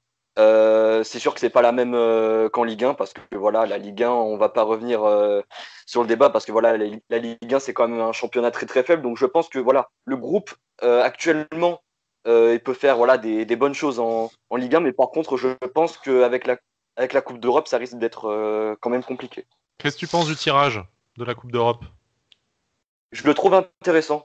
C'est sûr qu'on aurait pu tomber sur pire, mais je trouve que ce sont des adversaires voilà, de notre calibre. Hein. Je parle du Slavia Prague. Et puis, ça va être intéressant de voir aussi l'Hapoel Beersheva parce que, voilà, comme vous, je pense, j'ai jamais entendu parler de ce club et ça va être intéressant. Et Ouais, puis, on suit pas trop le championnat israélien, Ouais, j'avoue. Donc pour toi Romain, obligatoire de sortir des poules? Oui, oui, je pense sincèrement qu'on est capable, mais simplement il va falloir être sérieux sur l'Europa League et pas comment dire la mettre de côté cette compétition. On n'a pas parlé beaucoup d'objectifs dans cette émission. On est vraiment resté sur le mercato. Cédric puis Romain après. C'est quoi l'objectif du coup là aujourd'hui avec on sait que River a encore insisté, a mis un peu une pression insidieuse sur Patrick Vieira en disant et Nice Matin s'en est fait l'écho en disant bah maintenant il y a vraiment tout pour travailler donc il n'y a plus trop d'excuses. Est-ce que ne pas sortir des poules, par exemple, ce serait éliminatoire pour une prolongation de Patrick Vieira? Est-ce qu'on doit être capable de finir 5e et en 16e de finale d'Europa League, ce qui serait mieux que la deuxième saison de Lucien Favre et mieux que la première aussi, avec un meilleur parcours en Europe? Qu'est-ce que vous voyez comme ambition à l'OGC? Quel doit être le contrat qui doit être rempli cette saison? Alors pour moi, déjà comme tu l'as dit, sortir des poules, pour moi c'est obligatoire. Après, vu la poule, même si sans enlever sans se méfier comment ça s'appelle, du Slavia Prague et de Beersheva, pardon, j'avais oublié le nom des clubs. Mais tu te dois de sortir de cette poule. Et pour moi, sur le papier, ton 11 doit quand même te permettre d'accrocher un top 6 en Ligue 1, je pense. C'est pas trop haut parce que ça va être compliqué. Hein. On a vu qu'il y a des clubs qui marchent super bien et qui vont te poser des problèmes toute la saison. Voilà. Pour moi, si tu fais 5 ou 6e et que tu fais au moins un 16e de finale d'Europa League, tu auras fait une saison correcte. Voilà. Dans le sens où même si ton effectif, on l'a répété, manque sûrement de cadre et manque de largeur. Mais ton 11, quand même, si tu le prends en détail, ton 11, il a quand même de la qualité. Maintenant, c'est à Vieira de les faire jouer correctement ensemble. Et voilà, pour moi, le contrat, il doit quand même, on doit quand même se mettre des objectifs un petit peu élevés, je pense, cette année. Voilà. Vu la phrase de River, un petit peu comme tu l'as dit, le petit pic qu'il a mis à Vira, je pense qu'il attend quand même quelque chose de cette saison. Romain, t'attends quoi, toi, de la saison? Alors, pour les objectifs, je suis assez d'accord avec vous. Je pense qu'une saison réussie, ça doit être top 5, voire top 6, parce qu'en Ligue 1, il y a une grosse concurrence, comme tu disais, Bada, avec Monaco, Rennes, Paris, Marseille, Lyon. Et en Ligue Europa, oui, 16e de finale. 16e de finale, je pense que ça doit être l'objectif. Et je pense que si on arrive à remplir ces deux objectifs, je pense que notre saison sera réussie. C'est clair. Et du coup, ça voudrait probablement dire prolongation de Patrick Vieira. Mais bon, après, s'il nous gratifie d'une telle saison, est-ce que décemment on peut continuer à se... On pourra continuer Après, c'est un autre débat. Mais... Si tu fais ces objectifs-là, ça voudra dire que potentiellement tu joues un peu mieux au ballon, je pense. Moi, j'imagine pas que tu puisses faire ça en jouant voilà, aussi mal au exactement. ballon, effectivement. Voilà, exactement. Après, exactement. Ok. Romain, merci beaucoup. T'es venu dans l'émission. Merci de compter parmi nos auditeurs en plus. Hein. C'est vrai qu'on les remercie pas pour nous supporter sur une base régulière dans cette émission. Tu reviens quand tu veux, d'accord? Dès qu'on a une libre antenne, n'hésite pas. Ok? Avec plaisir. Merci Allez. Romain. À la Romain, prochaine. bonne soirée. Merci Romain. Bon, c'est vrai il y a un nom qu'on n'a pas trop prononcé dans ce podcast, c'est celui Patrick Vieira. C'est peut-être pour ça qu'on est de bonne humeur. C'est ça, on est tout calme, on est tout gentil. C'est vrai qu'on est tout calme. Parce qu'il n'y a pas Brice pour nous stresser, nous parler de Patrick Vieira. Là, je viens de lire un message. Attention, je viens de lire un message. Le deuxième Brice choc est en approche. Le RER est arrivé. Il a atterri. On va pouvoir l'avoir avec nous, les gars. On va d'abord accueillir Mathieu parce qu'on a on rattrape petit à petit notre retard et après je ferai venir Brice. Voilà, parce que Mathieu nous attend déjà. On l'attend avec impatience. Ce suspense à chaque appel. C'est ça, c'est beau. Ça fait plaisir, c'est libre antenne quand même. Ça donne c'est vrai que ça fait plaisir d'échanger un peu de vive voix avec vous tous. Alors, si Mathieu nous fout un vent, par contre, c'est Brice qui va avoir droit à venir. Qui va prendre la foudre. Allô. C'est ça. Salut Mathieu. Tu vas bien? Salut les gars, ça va? Écoute, on t'attendait. Le suspense était intenable. C'est ça. On a un petit coup d'adrénaline à chaque appel. Genre, est-ce qu'on va se prendre un vent publiquement? C'est bon, je suis là. Merci de me faire passer, c'est sympa. Écoute, c'est un plaisir. Merci de nous suivre, merci de venir dans l'émission. On parlait avec les autres supporters de l'OGC Nice et les autres participants de l'émission. On a beaucoup parlé du Mercato, on a un peu parlé de l'Europa League. Donc c'est toi qui viens avec ce que tu as envie de nous sujet, dire. Avec ton sujet. Voilà, il n'y a pas de... Tu nous parles de ce que tu veux et on débat dessus, il n'y a aucun problème. C'était plus pour le Mercato, parce que l'Europa League... on verra quand elle aura commencé. Voilà, on verra, mais sur le papier, il y a quelque chose à faire, mais on verra quand les matchs auront commencé. Ok. Moi, je voulais vraiment rebondir sur le Mercato, parce que je suis un peu mitigé, en fait. Je trouve que le recrutement est bien, mais même s'il y a... Reine Adélaïde est arrivé le dernier jour, oui, ça fait plaisir, mais c'est un peu l'arbre qui cache la forêt, en fait. Pour moi, parce que l'équipe pour la Ligue 1 et le 11 sera compétitif, mais je trouve qu'on manque vraiment de profondeur de banc pour, au vu des déclarations, pouvoir jouer sur tous les tableaux, quoi. Moi, en tout cas, je me répète par rapport à ce que j'ai dit là dans la précédente émission, mais je pense clairement que si tu fais, là dans les dernières heures du mercato, tu n'arrives pas à faire Reine Adélaïde, tu prends un vent ou tu passes la tête et finalement on l'a quand même pas dit pour Reine Adélaïde le scénario de sa venue. C'est quand même que voilà, les clubs sont d'accord, lui il veut pas aller à Berlin. Rennes, ça ressemble quand même à un petit règlement de compte avec Florian Maurice. Donc en fait la porte elle s'ouvre un peu malgré la logique des choses. Donc en fait s'il n'y a pas cette histoire de vengeance perso ou que le joueur veut aller à Berlin, tu peux te retrouver en carafe. Surtout que Rennes, pardon Mathieu, je te laisse la parole après. Surtout que Rennes, Jeffrey Adélaïde en conférence tout à l'heure a clairement dit qu'il voulait rester en France. Donc à mon avis, Rennes ça aurait été une destination jouer la Ligue des Champions, qu'il lui aurait clairement plu. Ils avaient posé 27 millions sur la table, donc c'est clairement une bagarre Aulas Florian Maurice qui a empêché ce transfert de se faire. Ouais, bien sûr. Après, est-ce que le fait aussi qu'on le suit depuis plusieurs saisons, on en avait parlé de mémoire il y a 4 ans déjà, je crois, quand il était encore au SCO. L'année dernière, mine de rien, on n'était pas loin de le faire aussi, ou du moins on a tenté le coup. Est-ce que ça n'a pas joué pour nous, ça aussi, dans les dernières minutes, le fait qu'on se soit Oui, intéressé à lui, finalement, tout Oui, simplement. clairement. Le suit depuis pas mal d'années, il a dit en conférence de presse d'ailleurs, Ouais, donc je voilà. pense que ça joue toujours, ça doit toujours jouer. Mais encore une fois, voilà, ce que je voulais revenir par rapport à ce que tu disais tout à l'heure, Mathieu, je pense que la libre antenne, elle serait clairement différente si tu n'avais pas réussi à faire Jeffrey Adelaide dans ces conditions-là. Que ce soit le débrief ou la libre antenne, elle serait Parce différente. que, effectivement, il n'y aurait pas eu Reine Adélaïde. Pour moi, le mercato n'était pas raté, mais j'aurais été très déçu en tout cas, quoi. Ouais, il manquait quelque chose, quoi, c'est Parce sûr. qu'il Là, manquait vraiment un créateur. Et même par rapport à ça, si on regarde vraiment en profondeur, Gouiri qui est venu pour être la doublure de Casper, si je me trompe pas, c'est ce qui a été annoncé. Au final, ben, il se retrouve intouchable à gauche, mais on n'a pas vraiment de neuf devant si Casper se pète. Donc ça aussi, ça pourrait être un problème.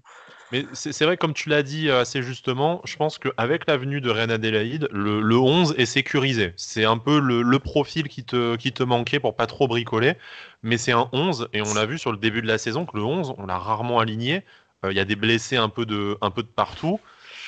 Donc, dans une saison à 45-50 matchs, est-ce que tu peux te contenter d'avoir un 11 fort? Et est-ce que du coup ton effectif, et bon, je pense que la réponse on l'a déjà donnée, mais on veut bien ton avis aussi, Mathieu, mais est-ce qu'on a un effectif de 18 par joueur ou de 20 joueurs vraiment compétitifs sur la scène nationale et européenne? Sur le papier, oui, mais vu qu'on sait qu'Atal, ACM, Boudaoui, et encore quelques-uns, ouais, j'ai pas le nom de suite, mais on sait qu'ils sont très fragiles. Milo, par exemple, même Milo, Misiane, enfin c'est vrai bon, qu'il est tout le Ouais. temps blessé. Claude Maurice. C'est vrai que ça peut être compliqué. Après, si on arrive à régler ce problème, même si j'y crois pas trop, parce que on est un peu les spécialistes quand même pour avoir des blessés toutes les semaines, mais Ouais. sur la Ligue 1, je me fais pas de soucis. Je pense qu'on peut jouer le top 6 facile. Mais c'est vrai qu'avec l'enchaînement des matchs, ça risque d'être compliqué quand même. Ouais, ouais, bien sûr, il faudra. On le dit, on le répète, mais l'effectif, quand même, notamment offensif, hein, c'est souvent ça qui est revenu sur les différents auditeurs et même auprès de nous. Mais offensivement, derrière, il va falloir croiser les doigts quand même que Ronny Lopez revienne en forme, que Gouiri tienne toute la saison alors qu'il a que 20 ans et très peu de matchs Exactement. pro dans les jambes. Donc, parce que voilà, derrière, après, t'es pas à l'abri d'une bonne surprise, hein, de Ndoye, de Sotona, ou voire de Miziane qui va savoir, qui se transforme en excellent joueur. Mais Je suis un peu comme vous sur Miziane, j'y crois plus. J'ai jamais trop Ouais, cru, je crois que. une dernière question, Mathieu. Est-ce que tu as adoré Misiane ce week-end? J'ai été obligé de pour la faire, reprendre je les suis propos désolé, mais pour reprendre les propos de Patrick J'ai Vieira. voulu être positif et parce que en soi les 15, on va dire 15-20 minutes, je trouvais que l'attitude était intéressante, mais au bout de 20 minutes quoi, on a retrouvé le Miziane qu'on connaît quoi, il n'y avait plus d'efforts défensifs, la nonchalance, il ratait toutes ses passes, tous ses contrôles. Il s'est éteint, quoi. il y a eu 15-20 minutes de doute où on s'est dit, waouh, mais Ah, est-ce il y que avait Misiane ne ferait pas un bon match? Et au puis non. service du collectif. Au service du collectif et techniquement pendant le premier quart d'heure, je pense pas qu'il ait raté grand-chose. Il a réussi il a fait quelques petites diffs, voilà, mais il est vite revenu. Par contre, en deuxième mi-temps, on sait pas s'il a réussi grand-chose, par contre, du coup. Ouais. Ah C'est ben, ça Bon, qui est après, compliqué, hein. il était court physiquement, paraît-il, mais bon, on a déjà eu le débat entre sa sortie prématurée et la conférence de presse. On ne sait pas si Vieira a vraiment rendu service à son joueur. Bon, après, on va pas faire de leçon là-dessus. Nous-mêmes, on rend pas trop service à Misiane sur une base régulière sur Twitter et dans cette émission, donc bon, pas de leçon. oui, pareil sur Pelmar, quand Vieira dit que c'est un choix tactique, je vois pas où est le choix tactique en le remplaçant par Flavius, quoi. Même poste, même.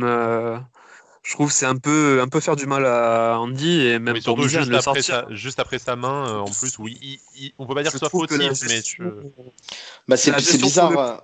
Ouais, c'est c'est bizarre mauvais. de la part de Vieira, quoi, parce qu'on a l'habitude de le voir un peu défendre ses joueurs, notamment là, on l'a encore vu avec Miziane, sa sortie lunaire, là. Et par contre, il démonte Pelmar qui fait son erreur et qui sort à la mi-temps. Enfin, je sais pas trop Après, il y a eu comment. soi-disant clash entre les comment- deux. Enfin, on va pas colporter des choses qu'on n'a pas pu vérifier. Nous, on était au stade, on n'a rien vu, rien entendu.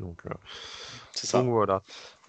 Mathieu, merci d'être venu dans l'émission. En tout cas, merci à quand tu veux, quand on va pouvoir, on va faire de plus en plus de libre antenne, mais comme on disait à tes prédécesseurs, on a eu beaucoup de candidatures, on va un peu essayer de faire tourner. Après, tous les sujets vont pas passionner comme le mercato, mais bon, on fera des libre antennes plus souvent pour permettre à tout le monde de venir s'exprimer. En tout cas, c'est très gentil d'être venu, et puis merci beaucoup de nous avoir donné ton avis sur le Ça mercato et sur le reste. vous. Et merci.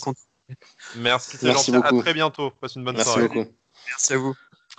Alors, écoute, je te propose, on attend encore 2 personnes. On va peut-être se faire un petit plaisir avec un invité mystère, non? C'est ça. Qu'est-ce C'est que ça. tu en penses? Où Allez. est-il cet invité mystère? Allez, Parce que soyons bon, fous. le, Tentons. le secrétariat commence à fatiguer là, je t'avoue. C'est ça. Ah, j'imagine, Voilà. ouais. Tentons le. Ouais, tentons le coup. Est-ce qu'il est Appelle sorti un du ami. RERB? Est-ce qu'il est sorti de... Voilà, on va voir. Soyons fous. Attention. Suspense. Alors là, le mec quand même préfère aller se faire un thé plutôt que de parler avec nous. Je balance tout dans C'est cette incroyable. émission. Il est avec nous. Il est avec nous ou il est sorti du RERB? Comment vas-tu, Brice? Je suis vivant et ça va très très bien. Ça va. Super. Alors, deux questions. Est-ce que tu as adoré Nisiane? Non, je plaisante, ça fait un running gag là. Ça fait Qu'est-ce plaisir que- de te entendre un petit peu. Ouais, Bah oui, ça fait plaisir. Désolé pour les auditeurs. pour le Je- RERB. Et bon, voilà. RERB, pour ceux qui connaissent pas, c'est le RER de Satan. Quelque part sur la Lune, il y a pour les enfers. Putain, c'est ouf quand même. En plus, C'est Satan, ça fait grave ville de banlieue, genre Sevran, machin et tout. T'as un arrêt, ça. il s'appelle J'ai Satan. voyagé tout à l'heure. Hein, parce qu'en Ouais. Europe, j'ai envoyé des photos, j'ai fait voyager. Courneuve-Aubervilliers, Drancy, Aulnay. Je crois que je préfère le confinement que ce genre de voyage. Mais bon. Putain, mais t'es resté combien de temps dans le RER? Après, on repartira quand même sur l'émission, mais t'es resté combien de temps dans le RER pour rigoler? C'est simple, je suis parti à 16h15, je suis arrivé à 17h45, un truc comme ça. C'est 1h30. Magnifique. Même Une pas heure et vers- demie de RER. Et nous, on a le temps d'être en 1h30 chez nous, t'es à la montagne. Hein. Je veux pas te dégoûter, mais Ouais. bon, voilà. C'est Allez. comme ça. Il Ah ouais. fallait venir à Nice. Écoute. Hein, Eh oui, c'est ça. C'est ça. Bon, on n'a pas trop de retard sur l'émission. Tu vas être fier de nous, Brice. Tu auras peut-être un peu de montage, mais sans plus. On va accueillir Thomas, qu'on va appeler tout de suite, parce que je fais animation standard. Je fais tout. Je suis multitâche aujourd'hui.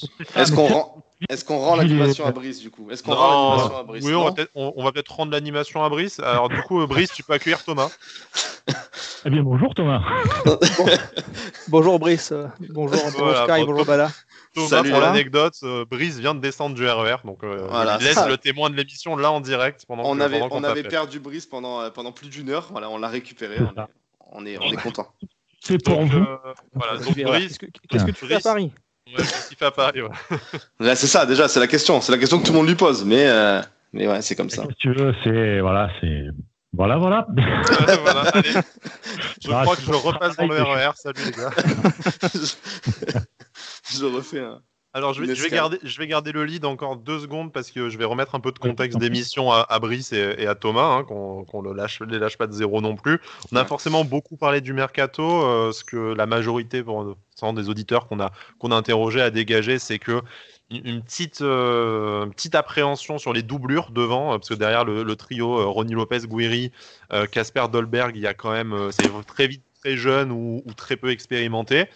Ou alors on a adoré comme Misiane. Voilà. Mais voilà, peut-être un petit regret là-dessus dans le mercato. Et puis peut-être pas assez d'expérience ou pas assez de qualité selon les auditeurs pour vraiment être serein avant d'attaquer la campagne européenne qui nous attend en Europa League. Voilà. C'était à peu près le résumé de notre heure Voilà. d'émission. Qu'est-ce que tu en penses, Thomas? Bah, le constat est assez lucide, hein, on va pas se mentir. Devant, c'est vrai que le trio, le trio titulaire, il semble armé pour ce genre de compétition, mais c'est vrai qu'effectivement, derrière, tu n'as personne. Et comme tu vas. Pas personne, tu as Endoy et Maolida, donc. Et Sotona, qu'on ne sait pas ce qu'il faut. Sotona, on ne sait pas ce qu'il vaut, mais pour jouer 13 matchs en un mois et demi, je veux dire, c'est pas des remplaçants que tu fais rentrer un bout de match ou que, en cas de blessure, c'est des joueurs qui vont devoir être titulaires à un moment ou à un autre pour faire souffler les cadres, et ça manque un peu de qualité. N'empêche, on va bégayer quand même si Vira il fait tourner complet après un enchaînement de matchs importants et qu'on va se retrouver avec Miziane, Endoy, Sotona en attaque quand même. En Il y a en moyen, Coupe de France, ça risque de piquer. Hein, il y a moyen de vraiment, se mouiller la nuque quand même, je pense, parce que On va pas rigoler. ouais, il y a Ouais. il y a moyen Après, qu'on capote un peu. après t'as Reine Adélaïde qui peut monter un petit peu, t'as de la chance. Et Il y c'est a un- Claude Maurice aussi qui peut Ouais, dépanner sur les Claude ailes. Maurice. Ouais. T'as de la S'il va chance laisser. d'avoir quand même de la qualité au milieu. Au milieu, je trouve qu'on a beaucoup de monde de qualité. Et effectivement, je pense que le reproche qu'on peut faire à cette équipe qui est un manque de construction et un manque de plan de jeu, il découle pas tant de la qualité intrinsèque des joueurs au milieu que d'un manque de plan de jeu au niveau du coach, à mon sens. Et du coup, tu peux. Ouais, est-ce que Reine Adélaïde il va corriger ça. Bon, Vira tout à l'heure en conférence, il a dit ça sera pas il va pas arriver tel le Messi en disant il va régler tous nos problèmes de lien entre le milieu et l'attaque. En même temps, s'il dit le contraire, il crame le joueur d'entrée, quoi. Non, C'est- Ouais, non, Bon, c'est ça. Non, mais Il voilà. a déjà fait. Il est pas aussi con, quoi. Il a déjà Ouais, fait avec c'est ça. Miziane, donc bon. Ouais, c'est ça. Non, mais en fait, moi, il y a un truc que j'ai trouvé un peu étrange sur ce mercato, on n'en a pas beaucoup parlé, c'est je trouve qu'il y a eu une incohérence un peu en défense centrale, et j'ai l'impression que la défense, en fait, le recrutement de la défense centrale a un peu bloqué une recrue devant. Je m'explique. En fait, quand on commence la saison, on a 3 défenseurs centraux sous contrat, on a Dante, Pelmar et Ensoki. Ensoki qui était, à mon sens, c'est comme ça que j'avais compris ça venu l'an passé, c'était je fais un peu le vacataire à gauche et mon boulot c'est de reprendre la place de RL en défense centrale à terme. Mhm. Tu fais venir ensuite Danny Luch qui pour le coup s'installe vraiment. On l'a vu ce matin que sur le site officiel ils ont annoncé qu'il lui donnait un numéro, donc ça veut bien dire que contrairement à ce qui avait été annoncé au début, il est vraiment là pour s'installer il est là pour s'installer dans la rotation. Mhm. On l'a vu qu'à Nantes, là, il l'a fait rentrer en deuxième mi-temps, et c'est pas parce que Pelmar était blessé. Vira a clairement dit que c'était un choix tactique, et du coup. Il a été sérieux, hein, Daniel Luch en plus. Lors de sa rentrée, il fait une bonne deuxième mi-temps. Et dessus, en fait, tu fais venir un Bambou, qui est ton transfert le plus cher de la saison, hein, du mercato, 8 millions. Tu fais venir un Bambou, et je vois pas trop comment il peut s'insérer dans ce schéma. Et au final, j'ai l'impression que ces 8 millions-là que tu as dépensés sur un défenseur central dont tu n'as pas réellement besoin au final, c'est les 8 millions qui te manquent pour te faire un ailier qui te permet de. Je pense qu'il t'apporte un profil différent. Déjà, il est droitier. Je sais que Danny Luke est plutôt ambidextre, donc il peut jouer axe droit de façon un peu plus confortable que Ensoki, qui est aussi gaucher. Après, on a été champion d'automne avec 2 gauchers en défense centrale, hein, donc c'est pas non plus éliminatoire. Ouais, voilà. Mais t'as un droitier qui est bon dans la relance, et on sait que c'est important pour Vieira de bien repartir de derrière. C'est un des rares trucs de l'identité de jeu de Vieira qu'on a pu identifier et sur lequel je pense qu'on est tous d'accord et qu'on peut valoriser, parce que c'est dans la digne succession du jeu de Lucien Favre, au moins sur ce point-là. Bambou t'apporte ça, il est droitier, il est jeune, peut-être qu'à terme c'est peut-être pour préparer la succession de Dante et jouer aux côtés de Ensoki.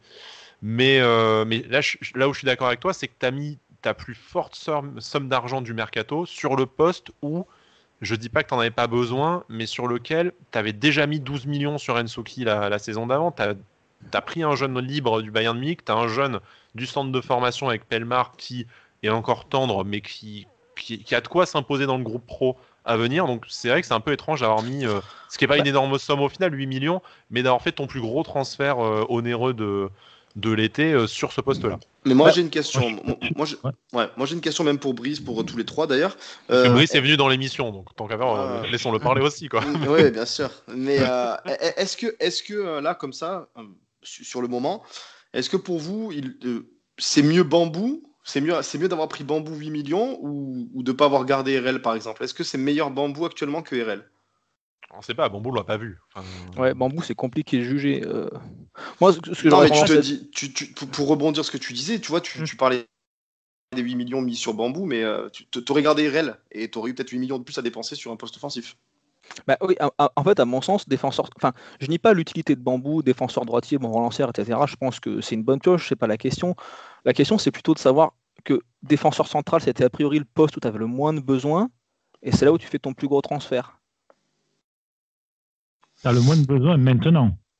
Parce qu'en fait, tu as Danny Luc qui arrive, parce que Danny Luc, à la base, était prévu pour l'équipe B. Je pense qu'effectivement, Danny Luke, c'est un peu la bonne surprise, c'était pas anticipé. Exactement, voilà. Donc je pense Bambou est un énorme prospect parce que derrière, il va pouvoir être, je l'espère, très bien vendu. Tu l'achètes 8 millions, je pense que tu le revendras bien plus que ça. Tu prépares la succession de Dante aussi. C'est un très bon relanceur. Et je pense que vaut mieux avoir un Bambou plutôt qu'un RL, sincèrement. Tu vends RL 4 millions, donc en fait, tu t'investis juste 4 millions de plus sur le poste. C'est vrai que c'était pas nécessaire, mais peut-être que tu l'as amélioré, voilà, niveau potentiel, exactement.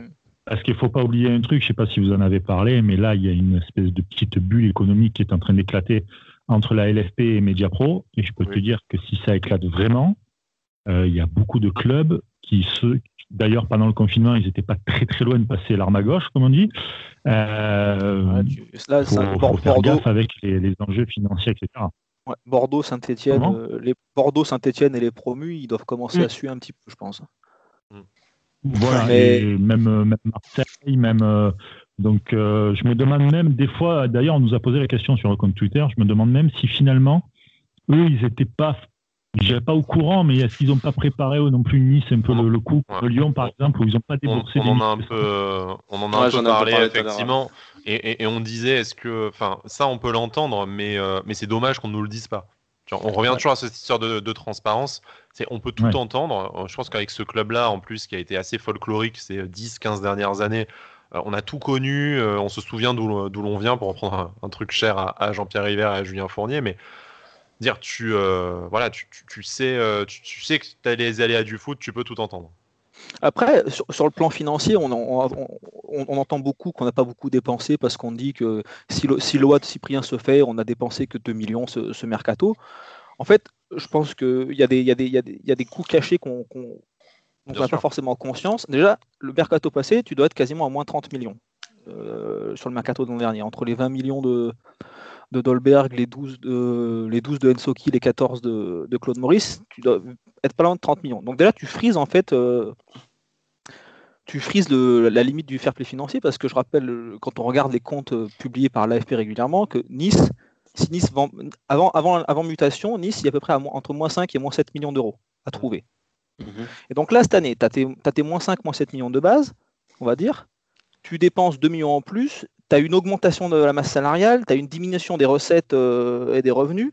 Tu es en plus un peu fragile sur est-ce que tu es certain de recevoir les sous que va te verser Mediapro.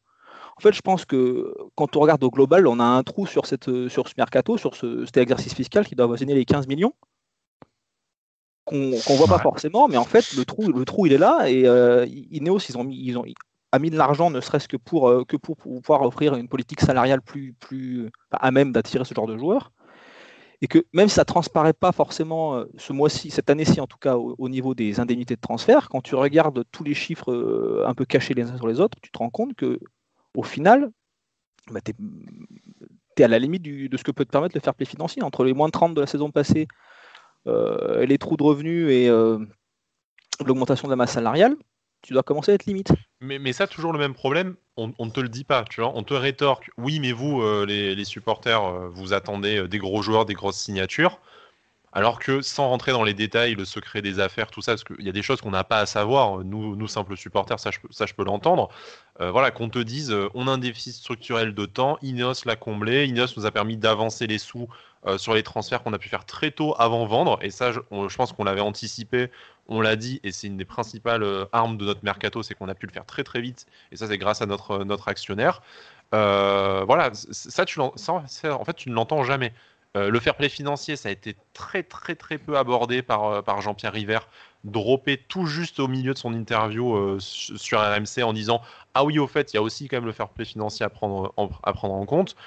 Donc je pense qu'un peu plus de transparence là-dessus, sans rentrer dans les détails, encore une fois, qu'on ne pourrait pas comprendre, nous, comme des mortels, de toute façon, ça désarmerait un peu une espèce de fronde que tu as. Enfin, je sais bien qu'on ne doit pas se fier aux réseaux sociaux pour se faire un avis de masse, mais enfin, tu vois que le projet Ineos, je ne sais pas toi, après Thomas, dans dans la vie avec tes collègues, enfin dans la vie réelle et tout, ou au stade quand on pourrait y retourner, et même l'été dernier, tu entendais, oui, mais Ineos, qu'est-ce qu'ils viennent faire? Est-ce qu'ils ont vraiment tant d'argent que ça?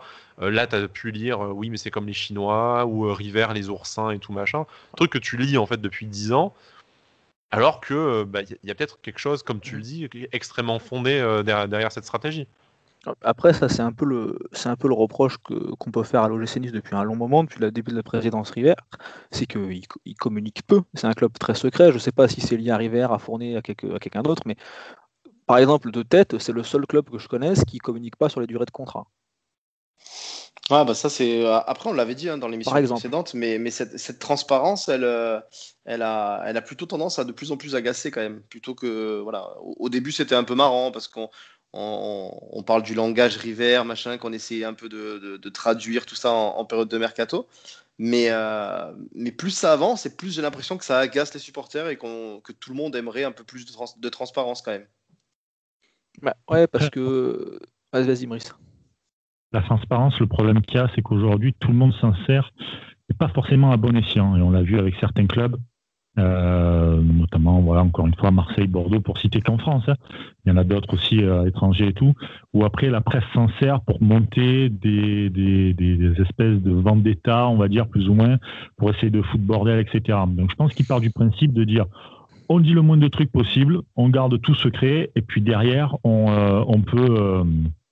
On peut gérer notre tambouille à nous, sans que les médias se mêlent dessus, parce qu'il faudra aussi gérer les médias, sans annoncer des tarifs ou des prolongations ou des années de contrat, etc. Je pense qu'en fait, ils veulent plus se préserver eux, sincèrement eux, parce qu'ils doivent peut-être pas avoir les épaules de gérer tout ça. Et je pense que le problème, il vient de là, de ce côté un peu secret, tu sais, les trucs secret défense, etc. Compliqué.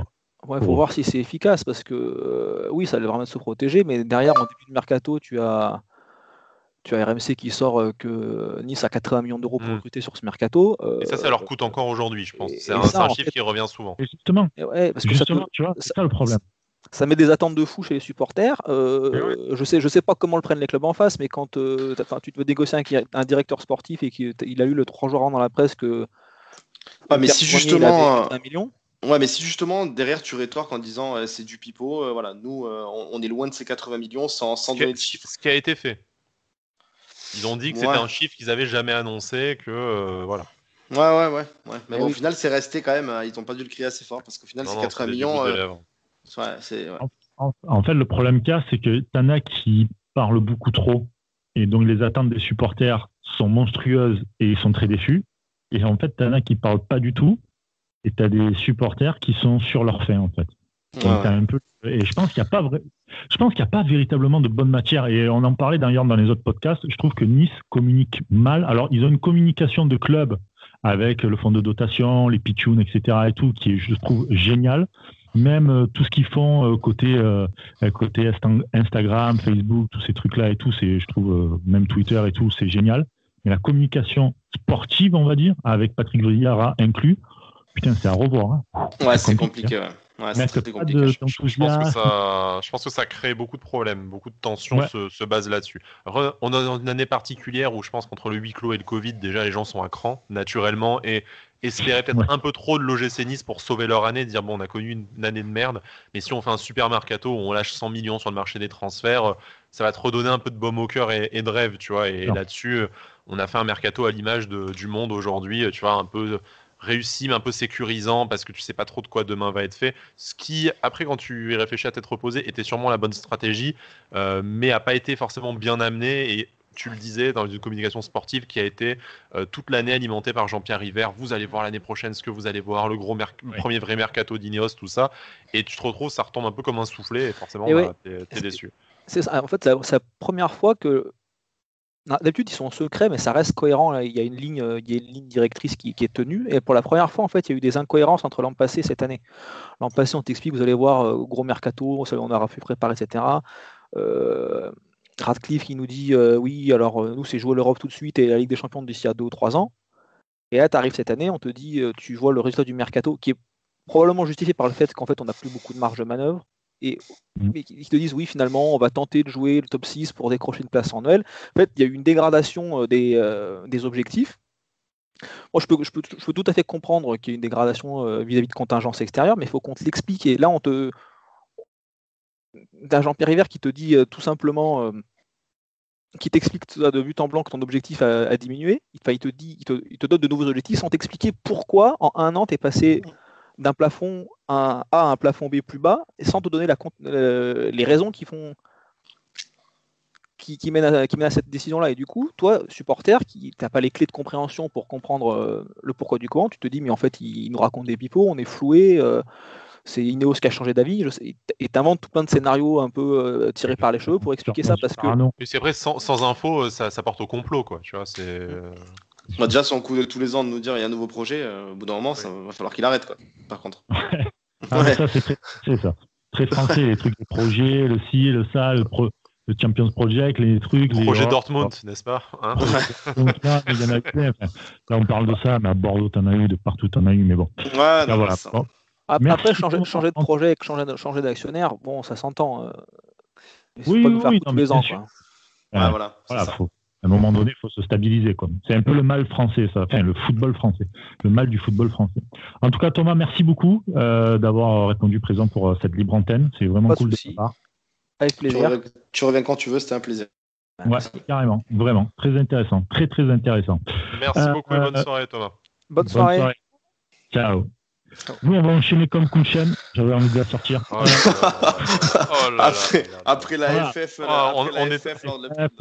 on était bien sans lui, Cédric. Qu'est-ce qu'on a fait? On aurait pas dû le laisser dans le RER, je veux dire. Bon, ça va qu'il cite. Moi, je pense que c'est un coup d'histoire de m'avoir mis dans le RERB. Je pense. Après, j'ai appelé mes collègues de la CGT RATP pour leur dire bloquez tout, les gars. Et puis, non, mais encore ça va, ici des classiques. La FF, Kouchen. C'est quand il citera Joule et tout qu'il faudra le rage kit, quoi. Mais c'est toi qui en parles, tu lui donnes des mauvaises idées, là. Restez avec nous à la fin de l'émission. Il y aura Bada qui va nous lâcher son freestyle. On sera... Putain, vous n'êtes pas arrivés. Vous n'êtes pas arrivés, les gars. Je vous propose qu'on appelle Samy, voilà, le dernier auditeur de la journée. Ah ouais, carrément. Dernier auditeur, ouais. Voilà, j'ai été relégué au standard, là, définitivement. Ah, ça y est. Je trouve que tu fais ça super bien, vraiment. C'est gentil. Salut, Samy. Salut. Comment allez-vous, messieurs? Salut. Ça va, et toi? Écoute, impeccable. On t'a gardé pour la fin. Voilà. T'as vu ça? Ah, ça fait plaisir. Ouais, le mot de la fin. Voilà. Ah bah écoute, merci beaucoup, au revoir. Bruce toujours. À bientôt. Allez, c'était sympa. Non, mais écoute, c'est un plaisir de t'avoir. Dis-nous de quoi tu veux parler. On t'écoute sur n'importe quel sujet. On a beaucoup parlé mercato et on peut te suivre. Ouais, je me doute que si je passe en dernier, il y a dû y avoir du monde avant moi. Mais il n'y a pas eu de redite, donc on doute pas que tu nous diras quelque chose de nouveau toi aussi. Il n'y a pas de problème. Après, je vais pas inventer des trucs de fou. Le jeu n'est pas incroyable. Mais bon, je suppose que je suis pas le seul à en parler. Figure-toi qu'on n'a pas trop parlé de jeu, de fond de jeu. Ouais, on a beaucoup parlé de mercato, d'Europa League, mais le fond de jeu, on a un peu évité. Même Vieira, on l'a épargné ce soir-là. Alors, je fais partie des défenseurs de Vieira. Ah bah, on aura tout eu là sur le mercato, sur cette émission. Parfait. Voilà, on aura tout eu. La pluralité au top. Alors dis-nous. Top. Pour plein de points. Déjà, principalement parce que c'est un mec qui a de la bouteille. Enfin, avec la carrière qu'il a eue, la renommée qu'il a et qu'il a toujours et qu'il avait. C'est un mec qui va t'attirer des beaux noms, déjà rien qu'au milieu de terrain, des beaux noms de joueurs de foot dans l'équipe. Je trouve ça vachement important. Bon, même si après le jeu qu'il produit n'est pas le meilleur du monde, je pense qu'il y a des joueurs comme Schneiderlin, peut-être Gouiri aussi, Reine Adélaïde aussi récemment, qui sont venus un peu grâce à Vieira. C'est vrai. C'est vrai que quand t'as quand même Patrick Vieira qui t'appelle, je pense que pour certains joueurs, tu dois avoir pas des étoiles dans les yeux, mais tu dois dire putain, c'est Patrick Vieira. Reine Adélaïde, quand tu joues à son poste, ou tu vois, ou au milieu de terrain comme lui, oui, ça te fait grave envie, quoi, tout de suite. Voilà, ouais, tu te dis Patrick Vieira quand même, quoi. J'ai comme un fou. Ouais, c'est ça. La légende des Gunners. C'est ça. Même si, alors je suis jeune, hein, donc j'ai pas connu le Vieira des Gunners. Donc forcément, moi j'avais juste la renommée en équipe de France, etc. tout ce qui va avec. Donc pour moi, c'était incroyable de voir un Patrick Vieira venir à Nice. Un peu comme l'avait été Balotelli à l'époque, etc. Après, ce que je trouve dommage, par contre, avec le mercato, je reviens sur le mercato, c'est que on fait partir des joueurs comme Cyprien, Makengo, alors que quand tu as Patrick Vieira, tu sais que qu'il peut les conseiller et que justement, tu peux en faire des vrais bons joueurs de foot qui vont te faire du bien. Et je suis persuadé que Cyprien, il n'a rien à envier à Jeffrey Adelaide. Rien, je sais pas. Surtout sa première saison, on a vu de quoi était capable Cyprien. Ouais. Après, ça a été plus compliqué. Mais par contre, là où on peut mettre un bémol sur Vieira quand même, c'est sur la gestion de certains joueurs. On sait que ça a été depuis son arrivée quand même. Tata parlé de Balotelli, avec lui ça a été compliqué.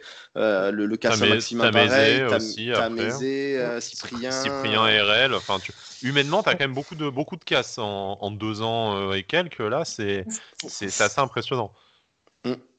Ça fait même peur pour la suite parce que tu as l'impression qu'il peut ruiner le projet à tout moment, mais aussi j'ai l'impression que les dirigeants basent le projet un peu sur lui comme tête d'affiche. On l'a Après, vu. c'est l'entraîneur. C'est l'entraîneur. Ouais, c'est Donc, compliqué de te poser sur lui pour avoir une vision, sachant que de mémoire, ils n'ont pas de directeur de football ou de directeur, on va dire. Fournier, le directeur du football. Fournier, il fait tout. En fait. Oui, il est directeur de football. voilà. Quand je dis directeur de football, c'est-à-dire. Il n'y a pas de directeur sportif, oui. Voilà, un ancien joueur qui a une vision, qui a. Gilles Grimandi, quoi. Ouais, par exemple. Ouais, voilà. Pour des citer ça, par exemple, ou alors des mecs, c'est, tu vois, des Lacombe à Lyon, par exemple, qui donnaient quand même une identité de jeu, ou carrément, mais alors là, on est hors propos, des Cruyff pour le Barça, par exemple, tu vois. Ouais. Voilà, donc, on est vraiment hors propos, mais c'est pour que les gens puissent comprendre, c'est que tu es obligé de te poser sur Vieira parce que c'est le seul qui a déjà une expérience, comme tu le disais, monumentale dans le foot, en tant que joueur, attention, en tant que joueur. Oui. Mais il sait ce que c'est, il a joué avec les plus grands, lui-même a été un très grand, il a fait une très très longue carrière, c'est lui qui domine le côté sportif à Nice. Ils sont obligés de lui filer le bébé, quoi. Il n'y a personne d'autre. Entre Fournier et lui, il n'y a personne d'autre. Donc, tu es obligé. Ouais. Après, le jeu n'est pas aussi bien que ce qu'on pouvait l'espérer. Ça, c'est clair. Mais j'ai quand même l'espoir que ça finisse par péter un jour. Que ça soit très bien, qu'on soit tous très satisfaits et qu'on fasse une saison de fou. Mais j'ai l'impression qu'il arrive à se contenter de la médiocrité qu'on sort. Donc, c'est un peu énervant. Est-ce que ça arrivera un jour? Ça, je suis pas certain quand même. Après, on en parlait avec un auditeur précédent, en parlant d'objectifs de cette saison, tout ça, d'espérer sortir des poules et de faire au moins un top 6 en Ligue 1. Je pense que, comme on le disait avec Sky, ça passera obligatoirement par une amélioration dans le jeu. Tu peux pas atteindre des objectifs pareils si, en jouant comme on a joué ces 2 dernières années, et comme on a joué certains matchs cette saison. Donc, si on veut atteindre nos objectifs, ça passera forcément par une amélioration dans le jeu. Avec l'arrivée de Jeffrey Adelaide lundi, vu le 11 qu'on a, il y a vraiment moyen de faire mieux que ce qu'on voit actuellement. Donc, on espère tous, je pense. Hein. Je veux dire, faut être fou de dire qu'on serait pas content de voir de l'amélioration. Mais comme tu l'as dit, par contre, là où je suis un peu d'accord avec toi, c'est que j'ai l'impression que plus ça avance et plus on se contente de pas grand-chose avec Vieira. Arracher des points dans les dernières minutes, c'est très bien. Sauf que quand le fond de jeu a été médiocre, que l'équipe adverse a évolué tout le match à 10, compliqué. Hein. C'est compliqué, mais après, je veux bien, encore une fois, que ce soit Vieira qui ne motive pas ses joueurs, etc. Mais quand tu es joueur de foot, tu es là pour venir jouer au foot, clairement, et te bouger. Et d'être en mouvement, tu vois, tout le temps. Sur les matchs, par exemple, contre Paris, contre Bordeaux, c'était des plots, les mecs. C'était des plots. Moi, je voyais des plots. Il n'y avait aucun mouvement, aucune envie. Tu as beau avoir l'entraîneur que tu veux, si t'as pas envie, quand tu rentres sur le terrain, si tu n'as pas envie ou si tu veux faire ta forte tête, etc., tu ne joues pas. Et on l'a vu, quoi. Les mecs sont, à la limite, même s'ils ne bougeaient pas, mais qu'ils étaient agressifs sur le joueur, comme Paris, où tu mets une bonne semaine à Mbappé pour lui faire comprendre que ça va, tu vois, les accélérations, une fois, c'est bien, 2 fois, c'est bon, ça passe plus ou quoi. Tu te dirais, bon, les mecs, ils sont ils bougent pas parce qu'ils se connaissent pas, mais bon, ils sont quand même là comme des hommes et tout. Ok, bon, là, il y a rien, quoi. Il y a rien. Et moi, je pense vraiment que le problème vient réellement des joueurs. Tu dois avoir, comme disait très souvent Sky, tu dois avoir 2-3 pommes pourries. Et ça, Ça te tire euh, par le bas, ouais, ça te tire par le bas. Le problème, si t'as pas 2-3 pommes d'amour, ça te le tire pas vers le haut, quoi. C'est un peu. C'est ça, c'est que les cadres, moi je trouve que je sais plus qui nous en a parlé dans l'émission et je m'en excuse de compter sur les cadres. Je crois que c'était Romain. Les cadres aujourd'hui, quand tu vois les noms qui sont cités dans la presse, PLM, qui est un joueur qu'on aime beaucoup en plus dans l'émission, en tout cas bon moi parce que Bada, je suis témoin au stade un peu moins, mais blague à part. PLM, c'est pas un joueur qui va t'entraîner le groupe vers le haut, ni par son charisme, ni par son leadership technique, même s'il est très utile et qu'il peut faire une saison avec des bonnes stats. J'ai un peu l'impression qu'on a beaucoup de gentils et qu'en fait, tu as Schneiderlin qui est un peu rentré dans ce rôle-là et qui a pris la succession de Dante, mais que si tu as 2-3 joueurs qui n'ont pas envie ou qui ont un mental fragile, qui vont vite se baisser les bras si le scénario tourne mal et que tu n'as personne pour aller les relever, même Dante, comme l'Europa League, ça va pas. Moi, Dante, je trouve qu'il ne remplit pas ce rôle. Il remplit un rôle de grand frère dans le vestiaire, mais sur le terrain, soit parce qu'il est trop seul, soit parce qu'il n'en est pas capable, c'est compliqué. Je te rejoins. Ouais, c'est clair. Ah oui, on en avait déjà même parlé en off où je disais Dante, moi, c'est pas méchant, mais je le vois pas comme leader, quoi. Tu le ressens pas, quoi. Ouais, c'est un super mec, tout ce que tu veux, il n'y a aucun doute là-dessus et tout. Mais je pense que c'est un capitaine, comment dire, un peu amorphe, quoi. C'est-à-dire que je suis pas sûr qu'il va être capable de secouer des mecs dans le vestiaire pour vraiment leur dire de se bouger le cul, tu vois. Il va plutôt les câliner pour leur dire t'inquiète, ça va aller, quoi. Je suis pas sûr qu'il y ait quelqu'un qui le fasse en plus. Ouais, c'est ça, en fait. Le poste de Vieira, j'ai l'impression que c'est un peu mou, quoi. Ah ouais, mais c'est ça en fait, hein. Même il y a des médias, on avait déjà vu, je crois que c'est RMC qui parlait de ça, ou même dans les conférences d'après-match, tout ça, où on sentait Vieira complètement différent du joueur qu'il était quand même, où tu le sens très calme, très doux même parfois comme il parle après des défaites où on avait été abominable, hein, que ce soit cette saison, l'année dernière ou voilà, mais ça a été plusieurs fois pointé du doigt où on reconnaît pas vraiment le Vieira joueur, quoi. Ah, moi, je te le dis, je rêverais de revoir le Vieira des Arsenal Manchester United. Ah, où il était à 2 avec Roy Keane, quoi. Avec Roy Keane. Ah ouais, là, je pense que franchement, tes joueurs, tu vois ça, tu vois le mec qui. Mais putain, mais là, d'un coup, tu te dis, ouais, ok, ça va. On va faire. Il y a un truc, de mémoire, je crois que c'est Louis Van Gaal, qui rentre dans le vestiaire. Je crois du que Bayern. Eh oui. Et qui montre sa son froc. Non, il baisse son froc et il dit ça, c'est mes couilles. Ouais, c'est mes couilles, c'est ça. Ça, c'est mes couilles. Vous aussi, vous devez en avoir et tout. Et là, tu dis, ah ouais, donc tu sais que t'as un taré et que t'as un terrain à fonctionner. Guéret, à Marseille, à la mi-temps d'un match, il met une droite à un joueur. C'est contre Carquefou. Puisqu'on est sur des histoires phalliques, Vieira, c'est quand même le mec qui, à la mi-temps d'un match, sort sa bite et fout un coup et bifle Nicolas Nelka, quoi. Tu vois, parce qu'il faisait un match de merde. Donc. Voilà. Quand tu sais ça et que tu vois l'entraîneur qu'on a sur le banc aujourd'hui, tu te dis, ouais, le poids des années, quoi. Et en plus de ça, Vieira a quand même côtoyé les plus grands entraîneurs. C'est ça, quoi. Entre Wenger et Guardiola, quand même, tu vois. Ouais, c'est ça. Ouais, et puis, et sans oublier, malgré tout, un mec comme Aimé Jacquet, qui, lui, Aimé Jacquet, a su construire un effectif, a su mettre de côté des mecs comme Cantona, des mecs comme Ginola pour faire émerger des gars comme Zidane, etc. Donc, quand même visionnaire, créer quand même un collectif, essaye de prendre un peu de tout, tu vois, un peu de Jacquet, un peu de Wenger, de Guardiola, etc., pour essayer de faire un bon truc. Surtout qu'en plus de ça, dans l'équipe, parce que je suis en train d'y penser en même temps, tu as quand même une charnière monstrueuse qui s'appelle Benitez, Dante, Schneiderlin, Reine Adélaïde et Dolberg. C'est ça. T'as une colonne vertébrale qui est top 3-4 de Ligue 1, facilement. Voilà. Complètement. Et puis ils sont pas entourés par des chèvres, hein. T'entoures avec Camara, avec Lotomba, avec Gouiri. Oui, bien sûr. Voilà, je veux dire, sur le papier, c'est pas mal. C'est de créer un collectif, de bien gueuler. Après, voilà, là, on parle comme ça parce qu'on est des supporters, on aime le foot, etc. Et surtout, pour le coup, moi, je sais que Vieira, je l'adore. Mais voilà, ça serait bien qu'il retrouve un peu cette hargne qu'il avait en tant en tant que joueur, quoi. Pour faire Ouais, peur certains joueurs, pour qu'ils... ça manque d'un joueur capable de tout à n'importe quel moment, même d'un fou, comme on pouvait avoir avec Balotelli. Même si on sait que dans le vestiaire, c'était pas toujours top, etc., tu sais qu'à n'importe quel moment, il peut te sortir un truc de fou qui te retourne le match. Bon, parfois, ça peut être contre toi, donc c'est problématique, mais c'est le jeu, ça. Est-ce que tu aurais repris Ben Arfa, du coup? Tu l'aurais pas laissé aller à Bordeaux? Mais je suis amoureux de Ben Arfa. Ouais, c'est vrai. Il faudra...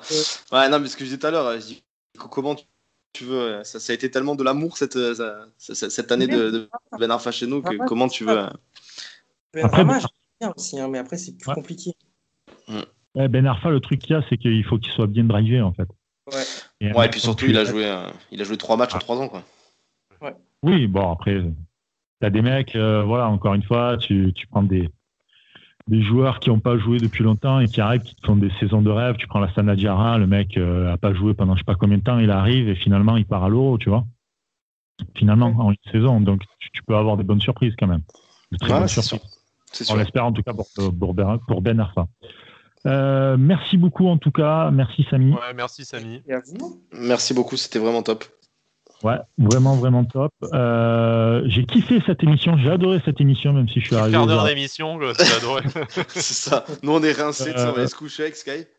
On a eu une coupure budgétaire chez Sport Content avec le Covid, donc je suis payé que pour un quart d'heure, je viens que pour un quart d'heure. Voilà. C'est bon. Voilà. J'aurais mettre là un peu plus longtemps, mais c'est pas grave. En tout cas, j'espère que vous avez kiffé à intervenir dans cette émission, dans cette radio libre. Vous aussi qui nous écoutez, j'espère que vous avez vraiment kiffé cette radio libre. Donc, on a teasé qu'on en ferait plus. Donc, on assume maintenant. Hein. Ah, d'accord. Ok. Bien ça. Non, mais... Assume.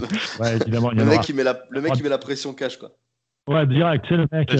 J'ai fait 1h15 d'animation et tout, là, ouais, je me permets de mettre la pression. Ah, ça va, je t'ai pas trop abandonné, ça va. Non, il y avait au moins un chauve présent sur 2. Ouais, c'est ça.